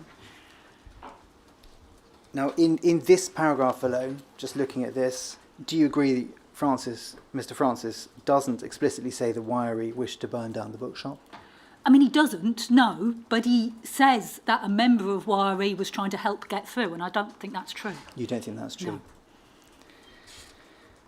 Is the reporting correct when it says that the Unity Group wished to reach the BNP bookshop? We wanted to have a peaceful protest past the BNP bookshop, but we also understood that it was not looking likely that the police would say on the day, yes, OK then, and therefore what we expected was to march on the route that the police had given to us. Of course, we weren't able to do that. They blocked that off and attacked us. What do you think the political result would have been had the protesters burnt down the bookshop? I think it would have been totally counterproductive. I think it would have created sympathy for the thugs of the BNP. I wouldn't have been in favour of that. I'm going to move on to an incident at the Cenotaph in November 93.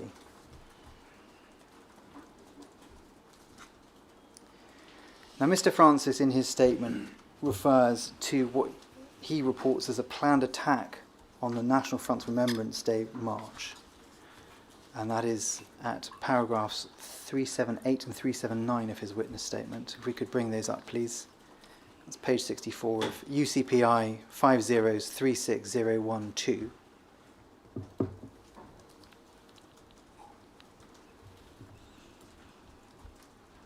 And he says this: I came to learn that the group intended to attack the National Front march and any stray supporters on Remembrance Day from discussions with Lewis. Further, this was standard operating for the YRE. Their slogan was "No Platform for Fascists," and their logo was a fist smashing the Nazi logo. It was one of their core objectives to hit the fascists wherever possible. I observed frequent mentions from within the YRE that this is not a debating society. Paragraph 379, I cannot remember exactly what the YRE supporters on this particular demonstration did to get themselves arrested. It was not unusual for these events to involve violent confrontations between the YRE and the fascists. Was attacking the right wing whenever possible standard operating for the YRE? No, it wasn't. Can I just say something on this question of no platform? Because I don't think he understands it.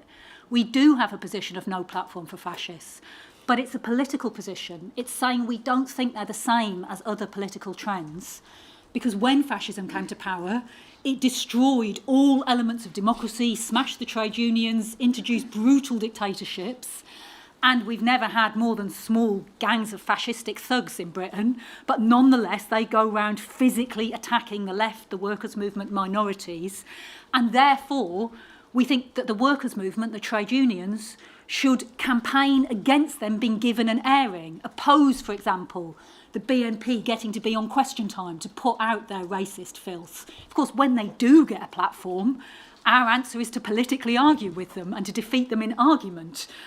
So he's misunderstanding something. It was never our position to go round attacking fascists, and our stewards were there for defensive reasons because of the violence of the fascists. Looking back at Mr. Francis's statement, do you recall the phrase, "this is not a debating society," being used at YRE meetings? Not really, no. I don't think I do. In those paragraphs, Mr. Francis refers to the YRE logo. Is he right that the YRE logo was a fist smashing a Nazi logo?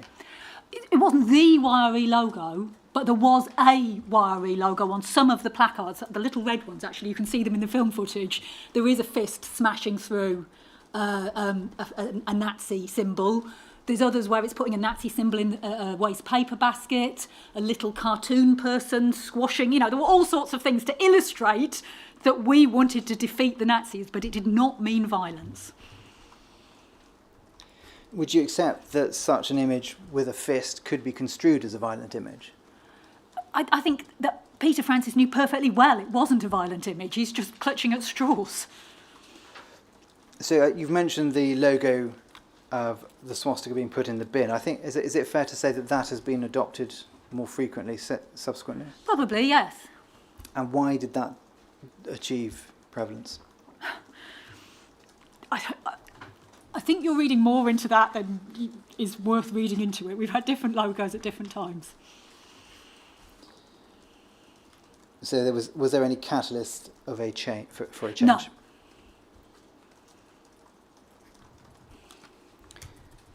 If we could turn, please, to UCPI 50-34466. So that is in the YRE bundle, tab B24.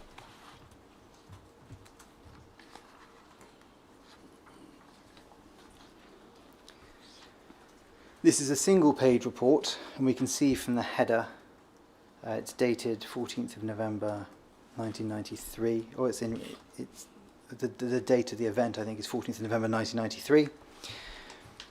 The location is given as Victoria Station, and the numbers present include 80 from YRE. If we look at the text of the report, it says this. This event was organised by Lewis under the YRE banner, although the YRE contingent comprised members of the KAFG, RIL, Militant, Panther and YRE. Lewis and Privacy, the YRE chief steward, were in charge on the day. Their intention was to attack the National Front Remembrance Day March, which was gathering nearby, or alternatively any stray NF National Front supporters they may come across. Plans were thwarted by preventative police action, and only 2 hapless skinheads were encountered and confronted, resulting in the arrest of 2 YRE supporters. If I could ask you to look at the cipher list on your desk. Mm-hmm. And I think there should be, I think it's the one at the foot of the list, the bottom one on the list. Yeah, got it. Relating to this. Mm-hmm. Do you see that person? That is a name, please don't say it, of the person who is under that privacy redaction as the chief steward. Mm-hmm. Do you recall that person being the chief steward at this event? No. No, you don't recall, or no, he wasn't? No, I don't recall. He was sometimes a chief steward. I don't recall if he was for this event. And what do you say to the assertion that the intention of the group on that day was to attack members of the National Front? I do not accept that. The idea would Why? have been to protest against the cheek of Nazis laying a wreath on Remembrance Day, but not to attack Nazis at all. And actually, what it actually describes is not much happening, is it? Do you recall there being arrests at this event? I don't. To be honest, I don't recall the event. Now, we've already seen that the chief steward for the Cenotaph event has been named. If we could turn now, please, to UCPI 50-34473. So that's YRE bundle B50.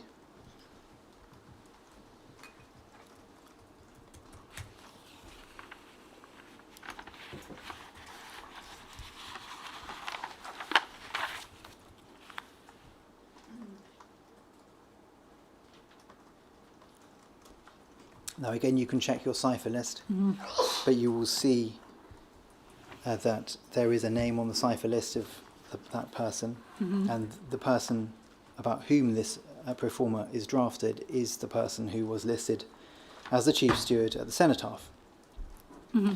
Page 2 of the report, second paragraph, says of that steward that privacy does not generally advocate violence, and he's been named to attempt to stop violence being directed against the police. If provoked, however, he will respond in the true militant wiry fashion by any means necessary. Again, not using this person's name, how do these reports compare to your own memory and experience of that individual? He certainly never advocated violence, may well have attempted to stop violence being directed against the police, and was an extremely, probably still is, an extremely peaceable person. The last sentence is just hyperbole, isn't it? What does it mean?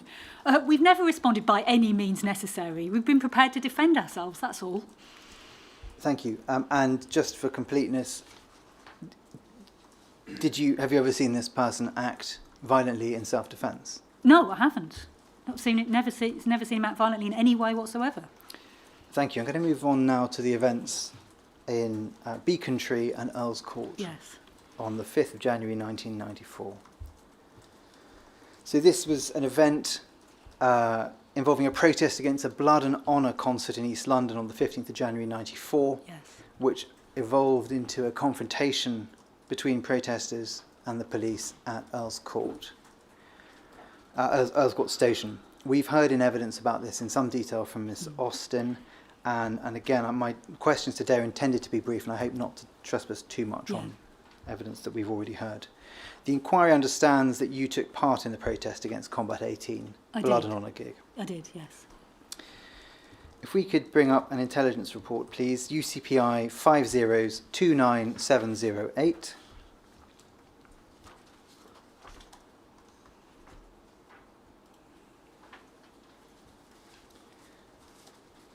So that is YRE bundle tab B34.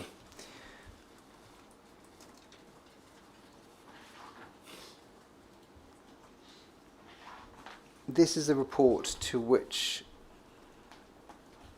I believe Peter Francis and Trevor Morris, HN78, both contributed.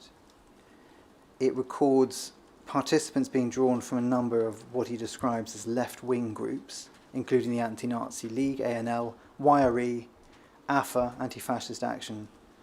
Does that sound correct to you in terms of a coalition of protesters? There were definitely different anti-racist organisations there, and I remember people from the Anti-Nazi League and obviously from YRE. I don't remember anyone from Anti-Fascist Action, but I'm not saying they weren't there, I just don't remember.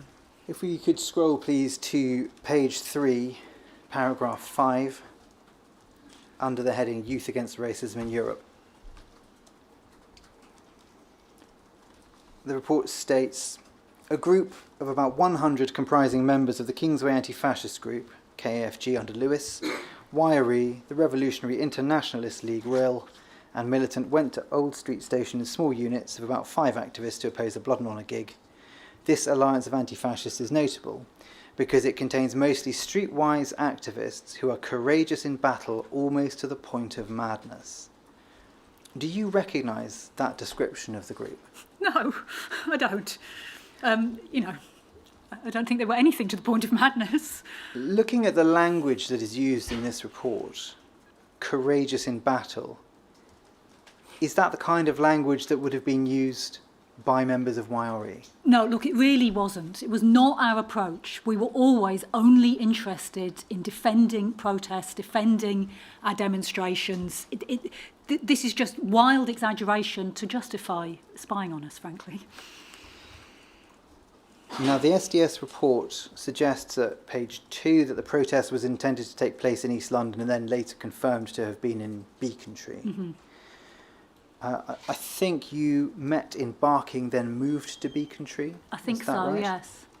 What sort of mood was there in the group between Barking and Beaconstree? No specific mood. We were there to protest against the Blood and Honour gig. I don't know what you're asking for, really. I don't know what to say about the mood. I mean, was it angry? Not especially. I mean, we oppose the far right. We do not like people who openly go around supporting Nazis, which Blood and Honour did. But we weren't particularly angry that day. We were just there to protest, as we did on many other occasions. And there was a police presence at Beaconstree, There wasn't was, there? yes. What sort of police presence was there? I have less clear memories of this than Lois, but I do remember us kind of walking along the side of some fairly major road and having kind of riot police vans all around us. There seemed to be quite a big police presence with us all day, from my memory. And then I remember being kettled when we got back to Beaconstree. If we could move over to page 4 of that document, please. There's a reference here to fighting taking place in Bow Road between skinheads and anti-fascists. And the report suggests that Ms. Austin negotiated with the police for a special train to transport the protesters to Bow Road to join the fray. Does that accord with your memory of the event? Not remotely, for two reasons. One is I don't remember anything about Bow Road. After that demonstration in Beaconstree, we were all trying to get home. That was all we were interested in. And also, I think Lois was not negotiating. Both me and her and others were discussing with the police that we wanted to go home. But we were given no options because we were completely surrounded by the police. And they said, your one option to get out of here is to get on this tube. I don't think that's a successful negotiation. I think that's been given orders and we had no choice. Yeah, so when it refers to Ms. Austin accepting transport on a special train, your evidence is there wasn't really There was no choice, no.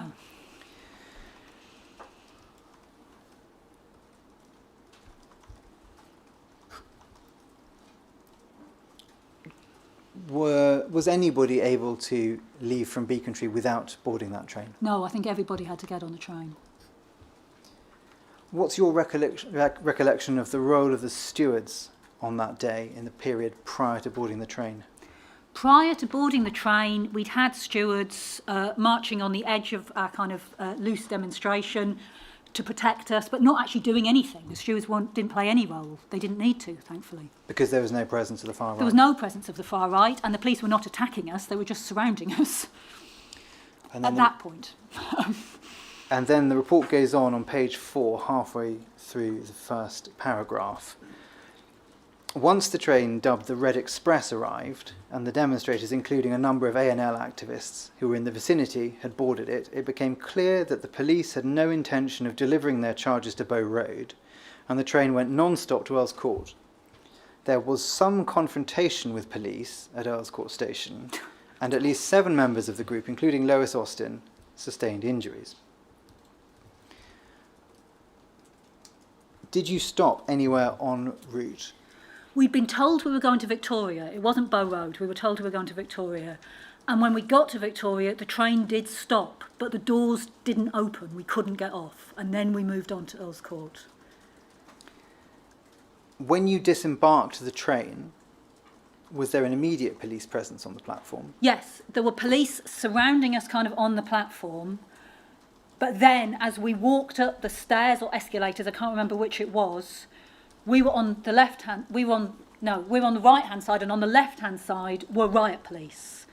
And, I mean, it seems ridiculous now, but even though it did seem a bit odd, all these police in the station, we were still relaxed, because we thought the day was over. You've had a long day protesting, you've been arguing with the police to go home. We thought we were going to get to go home. So we were all completely relaxed, waiting to get out of Earls Court Station. And then we got to the top and the metal gates were shut and they just laid into us, beating us up. Honestly, it was incredible. And Lois has told more story than I need to here because she was attacked, I wasn't attacked. But they briefly opened the gates. I fell out onto the street outside in kind of the push out. Another anti-racist activist picked me up, lifted me kind of over the sort of waist-high metal guard thing like they have on the edge of protest that was there, onto the street in Earl's Court. And then I ran, and next to me was a guy running with his head bleeding. And I've always felt guilty about this because Lois was being beaten up while I was running away. But that's what happened. And then I went back to the militant Labour offices at that point in time and tried to get press publicity for what had happened and could not get any. We never thought we got the publicity we deserved. But on that occasion, I am certain the police had put the word out, don't cover this, because it was an entirely conscious attack on us. We were just going home and it was a massive assault. In your witness statement, you've described it as... Did you want to take a moment, or are you... No, I'm okay. Have to continue? You've described it as a savage police attack, which our stewards were not able to defend protesters from.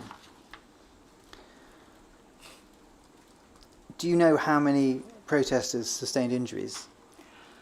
I mean, a lot did. I couldn't give an accurate number, but I think that Lois said when she was in casualty, there were 25, 30 people with her, all with head injuries. So, you know, a lot were injured. And you've covered it to an extent, but I just wish to look a little bit more about the location. The attack didn't take place on the platform or No, on the stairs. top. It was at the top of the stairs when we got to the top. So it's in sort of the ticket hall area. Exactly, yes. But from the moment you arrive at Earl's Court, is it right that you're aware of a heavy police presence? Yes, and thought it was strange, but did not draw the necessary conclusions about what was going on. You mentioned that you saw police in riot gear. Yeah. Were all the police present in riot gear, No, or were others in standard uniform? I don't think so. I think some of the ones on the platform were in standard uniform. Did you see any police sustaining injuries No, not at all. at any point? No. And honestly, there were no two sides in this. It was just an assault on us. What, if any, role did the stewards have at Earl's Court that day? None.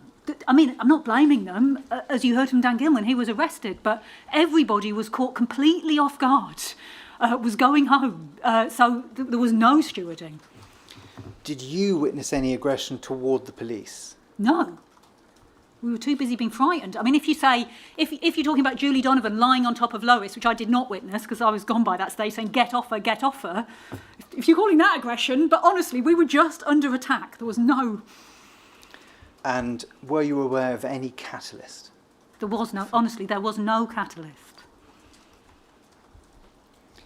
The evidence that the inquiry has heard from you today and from those last week suggests that there was something quite different about the events on that day to any of the other protests and confrontations that we've heard about. Is that right? Yes, I think that is right, in the sense that all of the others were us organising a protest, the police perhaps acting violently towards us on that protest, but this was just an unprovoked attack. We literally weren't doing anything other than going home to our houses. I'd like to move on to some descriptions of individuals within reports, please. In the YRE witness statement, you address certain reports which record YRE activists as being violent, and I'd like to examine those with you, if I may. If we could show first MPS-0245108, so that is in the YRE bundle B128. Ms. Sal, you may be assisted by your cipher list.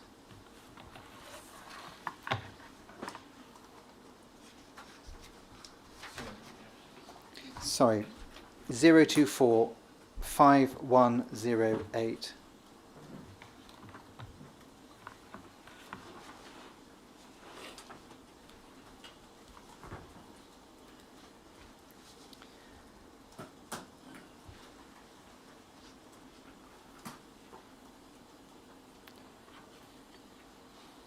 Thank you very much.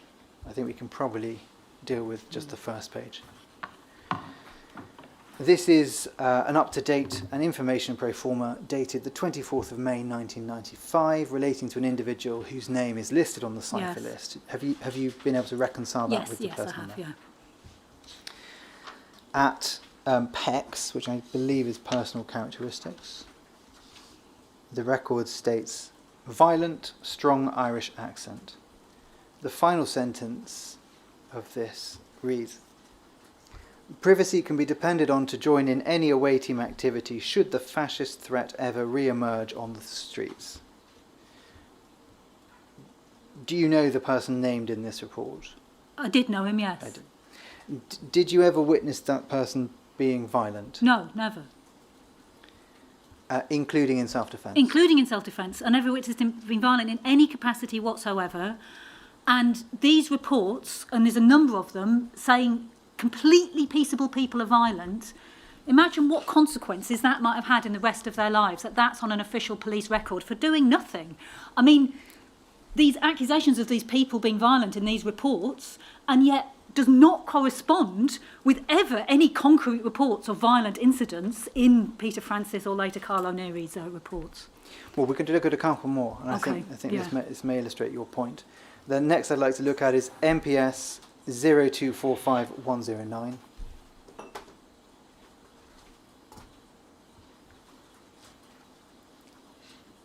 And that's wiry bundle B129, sir.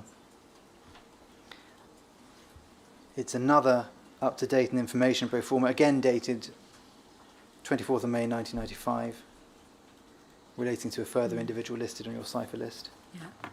Here again, PECS, PECs, violent. Did you know the person named in this report? I do know him, yes, and he is not violent. Have you ever witnessed this person being violent? No, I've never witnessed him being violent. What I about would in also add, it self-defence? appears that he, not in self-defence. He's never been violent, and actually, as it says here, he's an activist in the Disabled Action Network, a disabled rights organisation. So effectively, that's what they've been spying on him. And then the last one of these I'd like to look at is MPS 245258.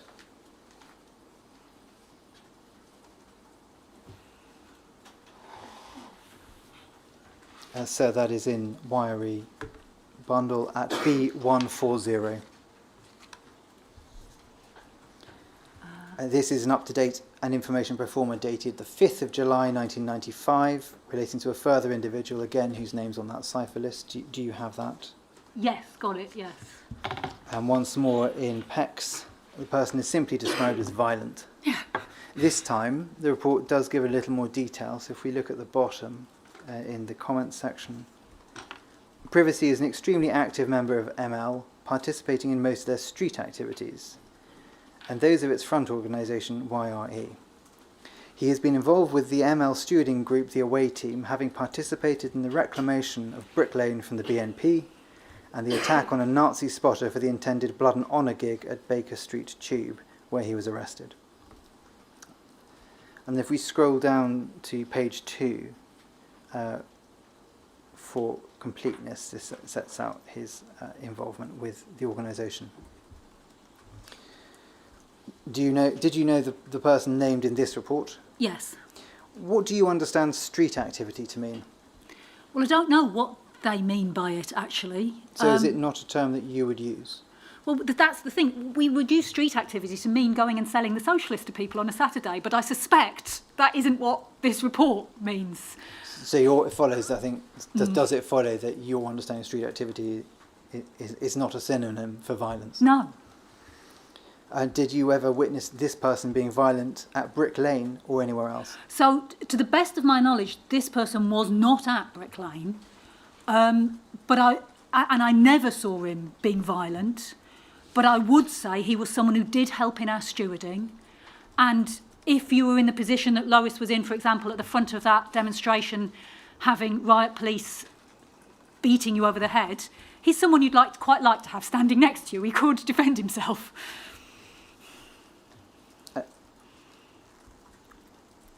How were you able to say that if you didn't see him I didn't see him at Engaging Brick. I didn't see him at Brick Lane. I don't think he was at Brick Lane. But I can say that when on demonstrations we'd say we're worried that the BNP might attack this demonstration, he is somebody who would say, I don't mind being a steward at the front, linking arms to prevent them attacking. So I never saw him being violent, but I knew he was someone who was prepared to put himself in the front row. I know you've already gone some way to explain this, but what is it that concerns you about these reports labelling the individuals as violent? These are individuals who have lives, who have jobs, and it's officially on police records on no basis whatsoever that they were violent. And I can imagine that could have affected their careers. You know, I think it's outrageous. I'm going to move now to the YRE summer camp in Bavaria in 1994. It's a completely different topic. Could we bring up, please, UCPI 50-34471, please?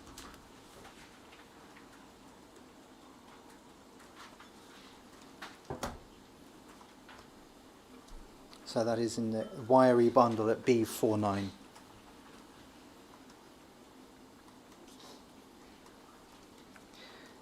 Now this is a report dated at the bottom of the page as 11th of March 1994, and it records that you and Lois Austin were the organisers of the YRE International Summer Conference in Bavaria, which you can see from the header of that document. We were the organisers of the contingent from Britain. We weren't the organisers of the whole camp.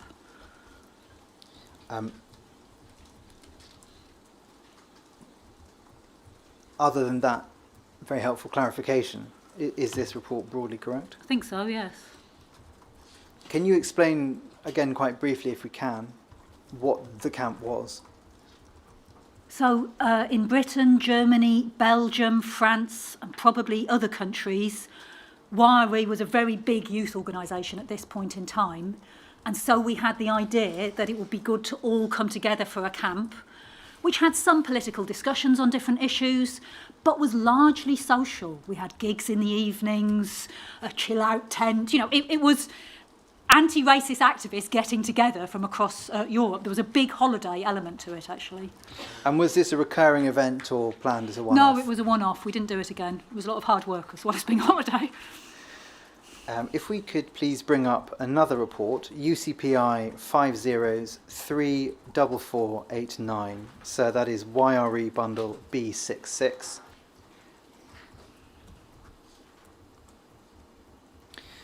This is another report by Peter Francis, this time dated 17th of May 1994, which now describes the event as the Summer International Anti-Nazi Camp. And if we could please scroll down now to page 2.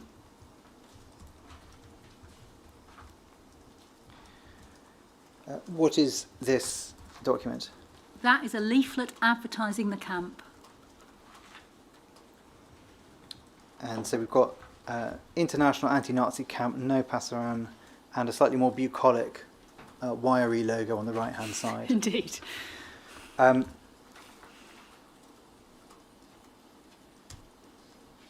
When it's described as International Anti-Nazi Camp, what did that title or description mean? It meant what it said. It was we were all activists against the far right in our own countries, and we were coming together to discuss that, to talk about it. Now, if we could just look at this document a little closer, there are a number of references to fighting. In the leftmost column, still on page 2, it says this: angry, frustrated, hate the Nazis, then fight back and get organised. In the middle column, on page 2, what is the YRE International Camp and who can come? Anybody who wants to fight the fascists is invited.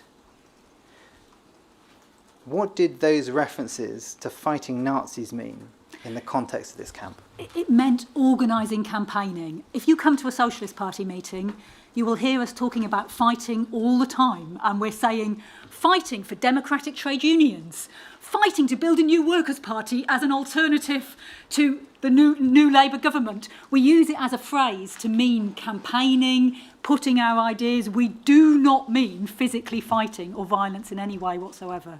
So if we look at some of the things that are going on at this, or we're scheduled to go on at the camp, the middle column of that page, you see the subs, we see organising in the schools, and then there's a subsection, I think, in the rightmost column, subheaded police, which reads, how many times has an anti-fascist demonstration you've joined been broken up by the police or your meeting banned? The camp will discuss how to fight for the right to organise. And then we also see defend our communities, reverse the fear, discuss making communities no-go areas for fascists. And then overleaf, it's at the foot of page 2 and then overleaf to page 3. We can see a list of activities: live music, rave against the Nazis, football, swimming, film night. How closely did the event proper resemble the programme suggested by this flyer? I think it did, from what I can remember, yes.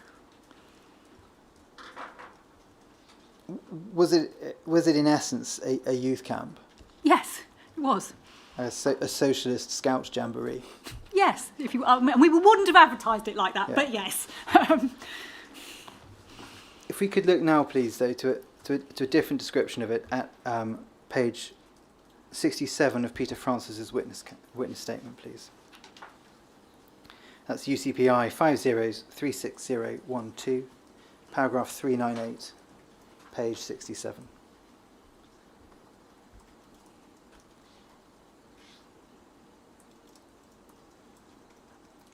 It says of this camp, it was a very dangerous event. The Wiry had intentionally set up camp in deep neo-Nazi territory, I believe to be intentionally antagonistic. However, Yes. I did not witness any violence that week. The camp was heavily fortified and guarded by the Wiry in the event of any neo-Nazi attack, but no such attack took place. And if we could now turn, please, to MPS 0726970. Wiry bundle B220, sir.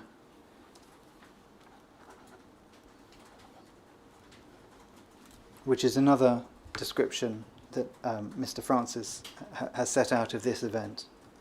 And if we look at page 25, paragraphs 120 and 120 and 121. He says this: I travelled over to Germany. D.I. Lambert was tasked to be my backup, who went on a cycling holiday in some part of Germany, but who in reality was several miles away from the camp set in the middle of a remote Bavarian forest. The camp was guarded by the highest possible security, and there really would have been no way that I could have got out any cry for help, or that it would have been responded to. I was absolutely on my own in a foreign country surrounded by violent left-wing activists at an intense political education camp. And then at paragraph 121, he says, there was a group there known as the Black Bloc, who were very violent anarchists. My false persona was one of somebody who had a propensity for violence, and I therefore got in with this group who provided security at the camp. They had a lot of former Eastern Bloc weapons, including AK-47 guns and night vision equipment. Now, it's quite a different description of this event. Do you recognise Mr. Francis's description of the camp?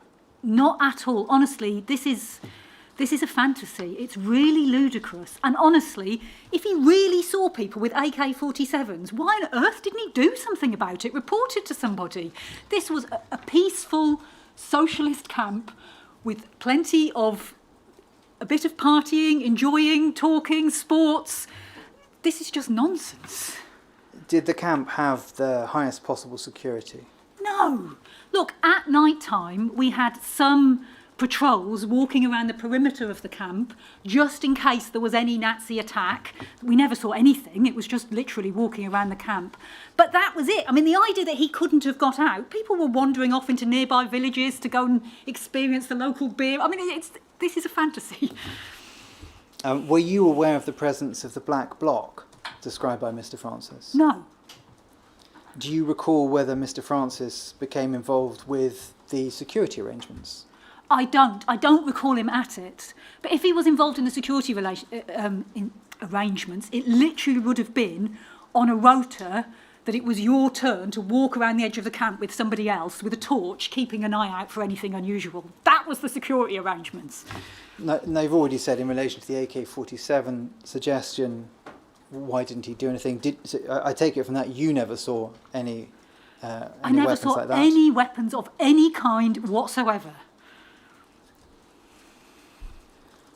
You've touched upon this a little.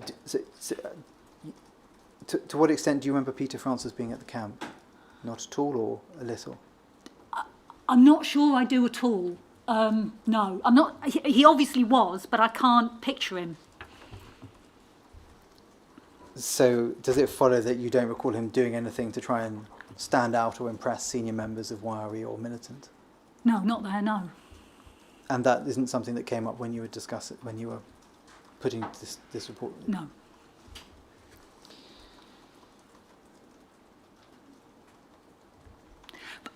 There is, in relation to this camp, and I'm not sure you're going to be able to help us with it, but I put it out of completeness. Mr. Francis has said that during his deployment, he had a one-night stand with a woman at the camp in Bavaria, whom he claims was a very senior member of Wiry and Militant. Do you recall any of that? I have no knowledge of that whatsoever. People's private lives are their own, so, why would I? But I would say, all of these reports of what he was experiencing, doesn't it sound more like he was also at a jamboree enjoying himself, if that's true? But I know nothing of anything of the kind. And while we're on this topic, were you aware or made aware of Mr. Francis having any sexual relationships during the time he was undercover with your colleagues? No, I knew of none.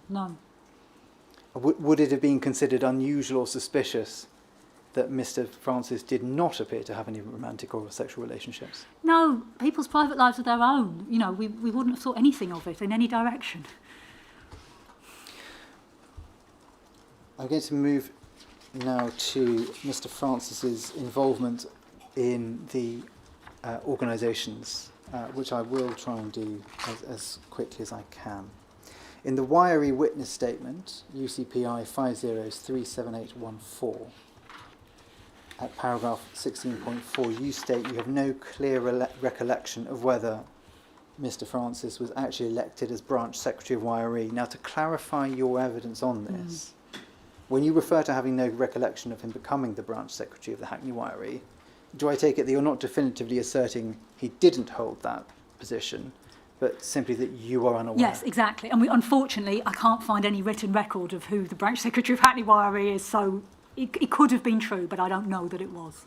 And as we can see on the screen, you do agree that he was an active member of the Hackney branch, and he did represent the branch at some national meetings. Yes, certainly that's true. And it's also true that he became secretary of the Militant Labour branch.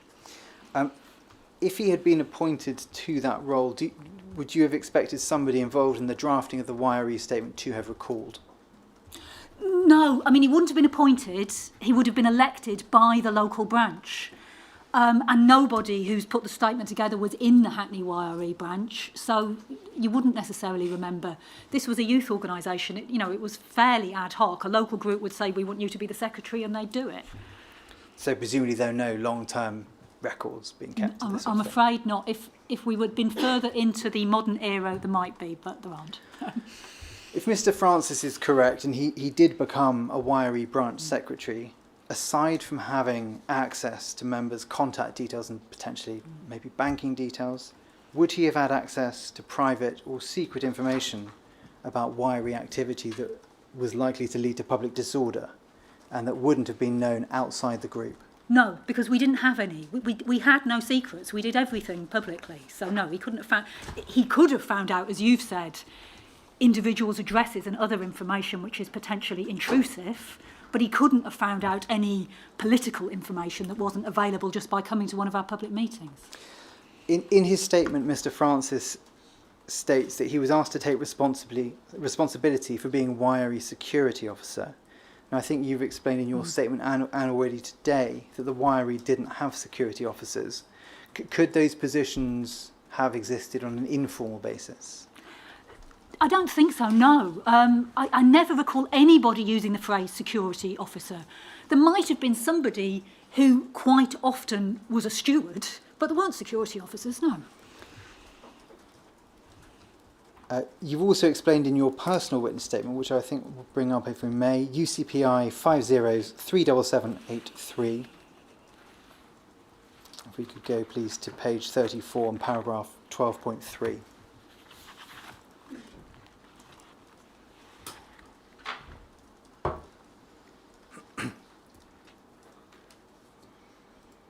You say this, let's be absolutely clear here. You explain that Wiry wasn't concerned by informants. And you say, let's be absolutely clear here. Everything Wiry did was public and open. Events that we organised would either be advertised in the pages of the militant newspaper or as the result of discussions held in public. We organised openly, we had public meetings. The demonstrations we were organising, we were printing tens of thousands of leaflets, if not hundreds of thousands of leaflets for those demonstrations. We weren't worried about informants because we weren't hiding anything. Were there any meetings that ordinary members would not have been invited to? So, for example, a type of executive committee type gathering? Of the YRE? Of the YRE. I mean, we would have had YRE national committee meetings, which would have been a delegate from the different branches that came together. I think there's a report on one of them somewhere. But they weren't hidden from ordinary members. Ordinary members could have attended if they wanted to, but in practice, every branch would elect someone who would go along and have those discussions. And within branches? Not within branches, no. In relation to concerns about infiltration, was the YRE not concerned about being infiltrated by the far right? Perhaps we should have been more, but no, we weren't, actually. Can you say why not? Our view was that it mattered that we had proper stewarding to protect us at our public events, but we didn't think that the far right were trying to actually infiltrate us, and I don't think they did either. And as far as state infiltration was concerned, our view was they shouldn't waste their money because we had nothing to hide. We genuinely weren't concerned about it. If we could turn now to an intelligence report of the 27th of September 94, which is UCPI 50-34513. So that is bundle, YRE bundle B94.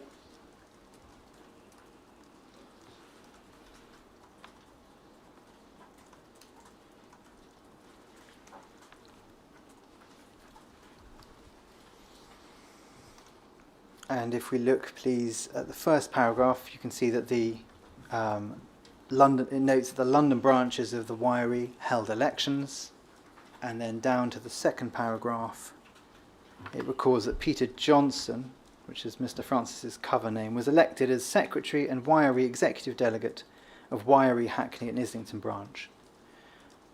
What, if any, influence within the organisation would Mr. Francis have had in this role? Well, as a secretary, you'd be someone who was responsible for organising meetings, for contacting supporters about different things, potentially for speaking at trade union meetings on behalf of YRE. So yes, he was taking on responsibility that could have had influence.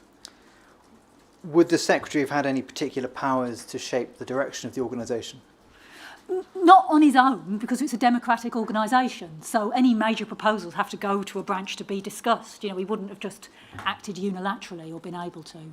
And would they have had any permissions or privileges in relation to information held by YRE? In terms of members' information, yes, that he would have had addresses, phone numbers, etc. And you've already said that you do recall Mr. Francis being elected Militant Labour branch secretary in Hackney. And obviously, just for complete clarity, this would have been a separate position to any position he may have held within YRE. Completely, yes. You describe that role, Militant Labour branch secretary in Hackney, as a crucial one. Why is that? Because for us, a secretary is like...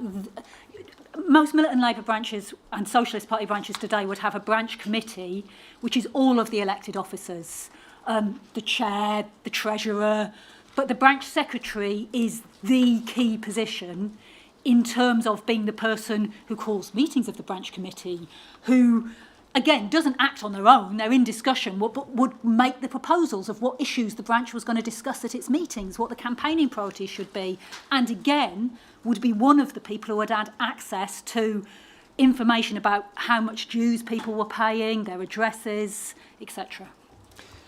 Thank you very much. Sir, I'm mindful of the time. I've got to the end of a section of questioning. I'm afraid I'm not going to finish this morning. I wonder whether it's prudent to break for lunch slightly early and come back, or I need can to sit finish late. this witness's evidence because we have another one this afternoon. Indeed. I don't think it will take too long, but it's more than I will be able to do in 4 minutes. Well, Time in your hands, sir. how long is it going to take? I would have thought 10 to 15 minutes. Then let's do it now. I'm grateful. Please. If we could move to your personal recollection of the officers. We've heard a degree about Mr. Francis, so I will look at that shortly, and then we'll move on to Carlo Siraki.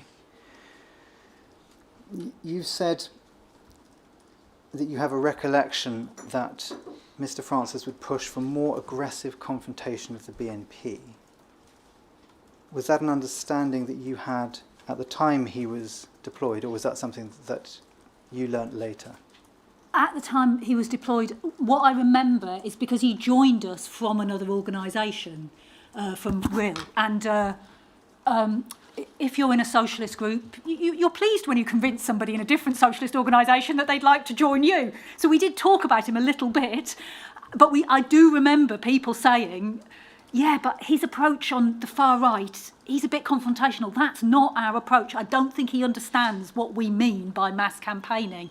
But I cannot remember if I ever had that conversation with him myself, or if it's only that other people said that to me. Do you recall the names of those people that would have said that to you? I can, yes. Can you write those down, please? Yes.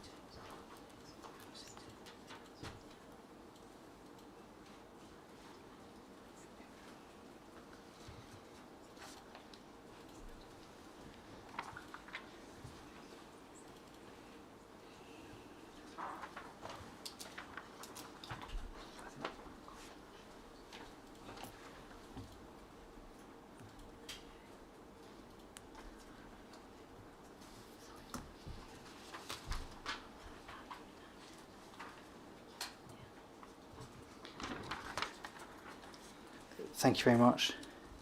Those are names that are redacted for privacy, but thank you.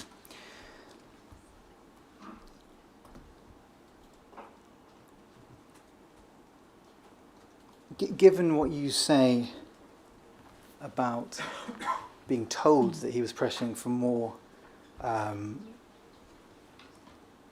forceful confrontations with the right wing, do you think that's consistent with your own recollection of him? Because in your statement at paragraph 40.2, you say he generally kept a low profile and went along with the prevailing views in meetings. I think that is generally true. I do think over the time he was a member of ours, other people, it's not my direct experience, would say, oh, he's a bit macho, in the sense of wanting to show he was willing to confront the BNP. So I can't help wonder, was there an element of him being like an agent provocateur? But that's going too far, because this is, it's second-hand and secondary, but I do think he kind of projected a bit of a macho image. Thank you. I'm going to move now to your recollection of HM104 Carlo Siraki, or Carlo Neri as he was known during his deployment. You say in your witness statement that you barely knew Carlo Siraki and that he was one of a host of activists, and that with one exception you have very limited memories of the role he played in your organisation and no memory of any personal discussions with him. True, yes. That's what you said in the statement. Does that remain the state of your recollection today? Yes. When you say you barely knew him, can you contextualise that a little? Is he somebody whose face you would have known? Yes, no, I would have known his face. He And was, his name? And his name. He was a member in the London... we're not so big that you don't know most people's faces, but I did not ever have personal conversations with him, with the exception of Genoa, which we're going to go on to, I know. We'll come on to that in just a second. Now, Genoa is after the CWI summer school in Leuven in 2001. That happened. Do you remember him present during that summer school? I don't remember him being present, but he obviously was, and we needed translators at those events, so I suspect he was there because he could speak Italian. But also we went straight on from there to Genoa, and I do remember him in Genoa. Yeah. And excluding the trip to Genoa, can you estimate how much time you would have spent together? Perhaps on, say, a monthly basis or a weekly basis, whatever's easiest. I mean, one-on-one, none. In the same meeting, once every couple of months, probably. So can you explain what made his presence in Genoa stand out to you? Well, Genoa was an anti-capitalist demonstration, and there was extreme police violence at it. And I ended up with, we had kind of gone as a Socialist Party contingent, and we were there to try and meet other Italian socialists. So we weren't all together on the demo. We'd split up into smaller groups. And I ended up with Carlo. That was not by my design. It may have been by his. And the reason I remember him is because the police violence was so horrific and blatant. I mean, literally seeing police officers change out of their anarchist disguises into their riot gear in front of you. It was so blatant. And he helped. He did help. He got us out of trouble. I remember we climbed down into the harbour to get away from the police, and he kind of helped lift me down because it was big drops and so on. So, you know, I have nothing else to be grateful to Carlo for, but on that occasion, he did play a useful role. And so on that trip to Genoa, how much time did you spend together? Was that something that you spent a lot of time? It wasn't a given lot his of role? time because most of the time we were part of a bigger group. We went over on a coach together, and then we went back on a coach, and it was a whole coach load. But on the demonstration itself, which was one of those events that seemed like forever, but was probably 5 hours or something, it was me, Carlo, and 2 other people together. Could I please show MPS-0738103? So in your bundle, that's in the Miss Sell's bundle, that is B50.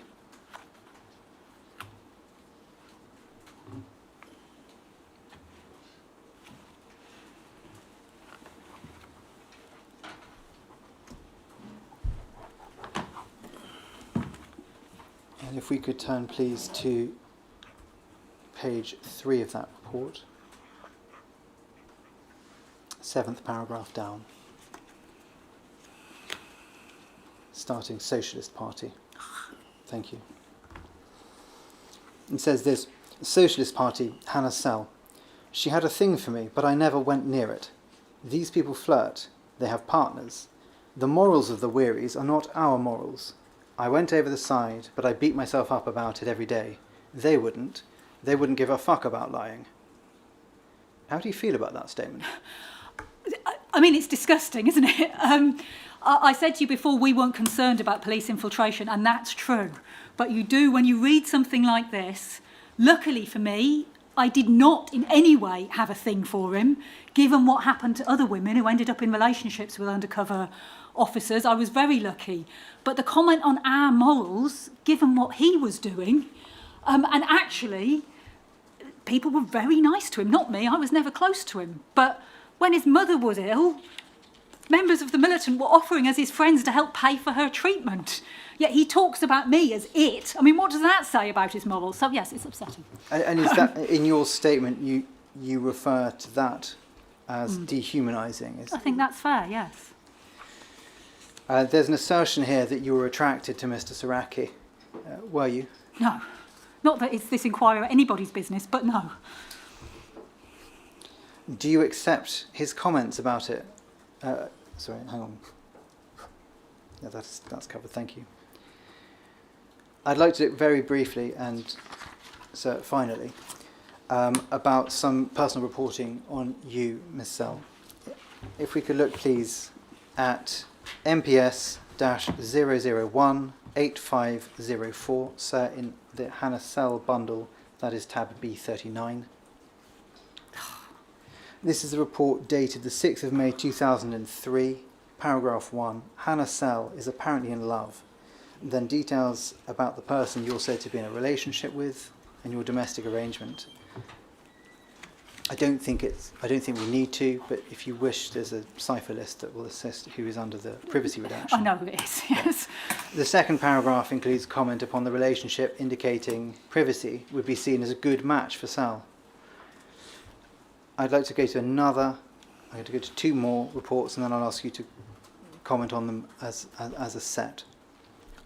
Another report, which we don't need to bring up, but which I know you're aware of, is MPS 027887, and that includes further information of where you live and the relationship with the person under that privacy redaction. And then finally, which we will bring up, MPS 0031879,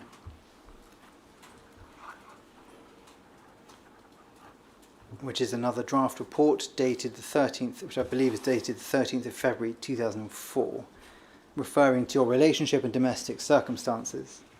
And in the third paragraph at the comment section, reports on your then partner's acquittal for public order offences and discusses a putative claim for unlawful arrest. First of all, in relation to these documents, is the information recorded in these documents accurate? In the sense of my addresses and who I was in relationship with, yes. And in relation to the reporting on a potential claim? No, that's not accurate. There was a court case which was related to day X, the day the Iraq war broke out, and protests that took place on that day. But there was no intention. The idea that we spend our time thinking, oh good, someone got arrested, now we can make a claim. I mean, it's nonsense, and no claim was ever made. It's just made up. How do you feel about Special Branch holding reports concerning your personal circumstances, address and relationship? Look, obviously, I mean, first of all, what a tremendous waste of public funds, but who I was in a relationship with what address I was living at. Why should anybody care? And it's an enormous intrusion into my privacy. And I don't know if I can say, this is kind of unofficial language, but frankly, both of them report on me. But Carlo in particular reports a lot of personal information, and it's a bit creepy. I think that goes some way to answer my last question on this topic, which is about your reaction to that. In addition to recording personal matters, the reports include comment and conjecture on that information. So, for example, where the report says that the person's name under privacy redaction would be seen as a good match for self. What's your reaction to that? Well, I think it's outrageous that he's commenting on it. Yeah, it's unnecessary personal information. I'm sure nobody was thinking about who was a good match for me. It's a strange view of how we operate. Thank you very much. Now, my final question is whether there's anything else that you would like this inquiry to understand about your experience of undercover policing and the impact it's had on you. I mean, I suppose the final thing I would just like to emphasise, although I think I've said it already, is it seems pretty clear to me when you look at both of the reports of spying on us that we've had, that this was not just about YRE, that it was a deliberate attempt to get close to the militant, the leaders of militant, trade union activists, democratically elected trade union activists who happen to be supporters of militant. And I think that related to our role that we had played in big movements, in the poll tax in Liverpool, in defeating the Thatcher government, and a desire for political reasons to infiltrate us, and that was really primary here, rather than the public order questions. Thank you very much, Ms. Sell. Those are all the questions I have. Yes, it is in fact quite important that we finish now, rather than in the afternoon, because the hearing room has to be reset up for the next witness. who has particular arrangements. I understand that there are Rule 10 questions Yes. which fall to be considered. I'm yet to have sight of them, so Then we'll need to rise. can you take whatever time you need to absorb them, and we can then resume. Is there going to be any re-examination? Subject to the follow-up Yes. questions, no. Right, thank you. I'm sorry to delay No, your don't lunch. worry. Would you mind Sure, bearing yeah. with me, please, Yes. because the next witness has to have special arrangements made. And Understood. if I put you off until the afternoon, then it'll interrupt things even further. Yeah, understood. Thank you. Yeah.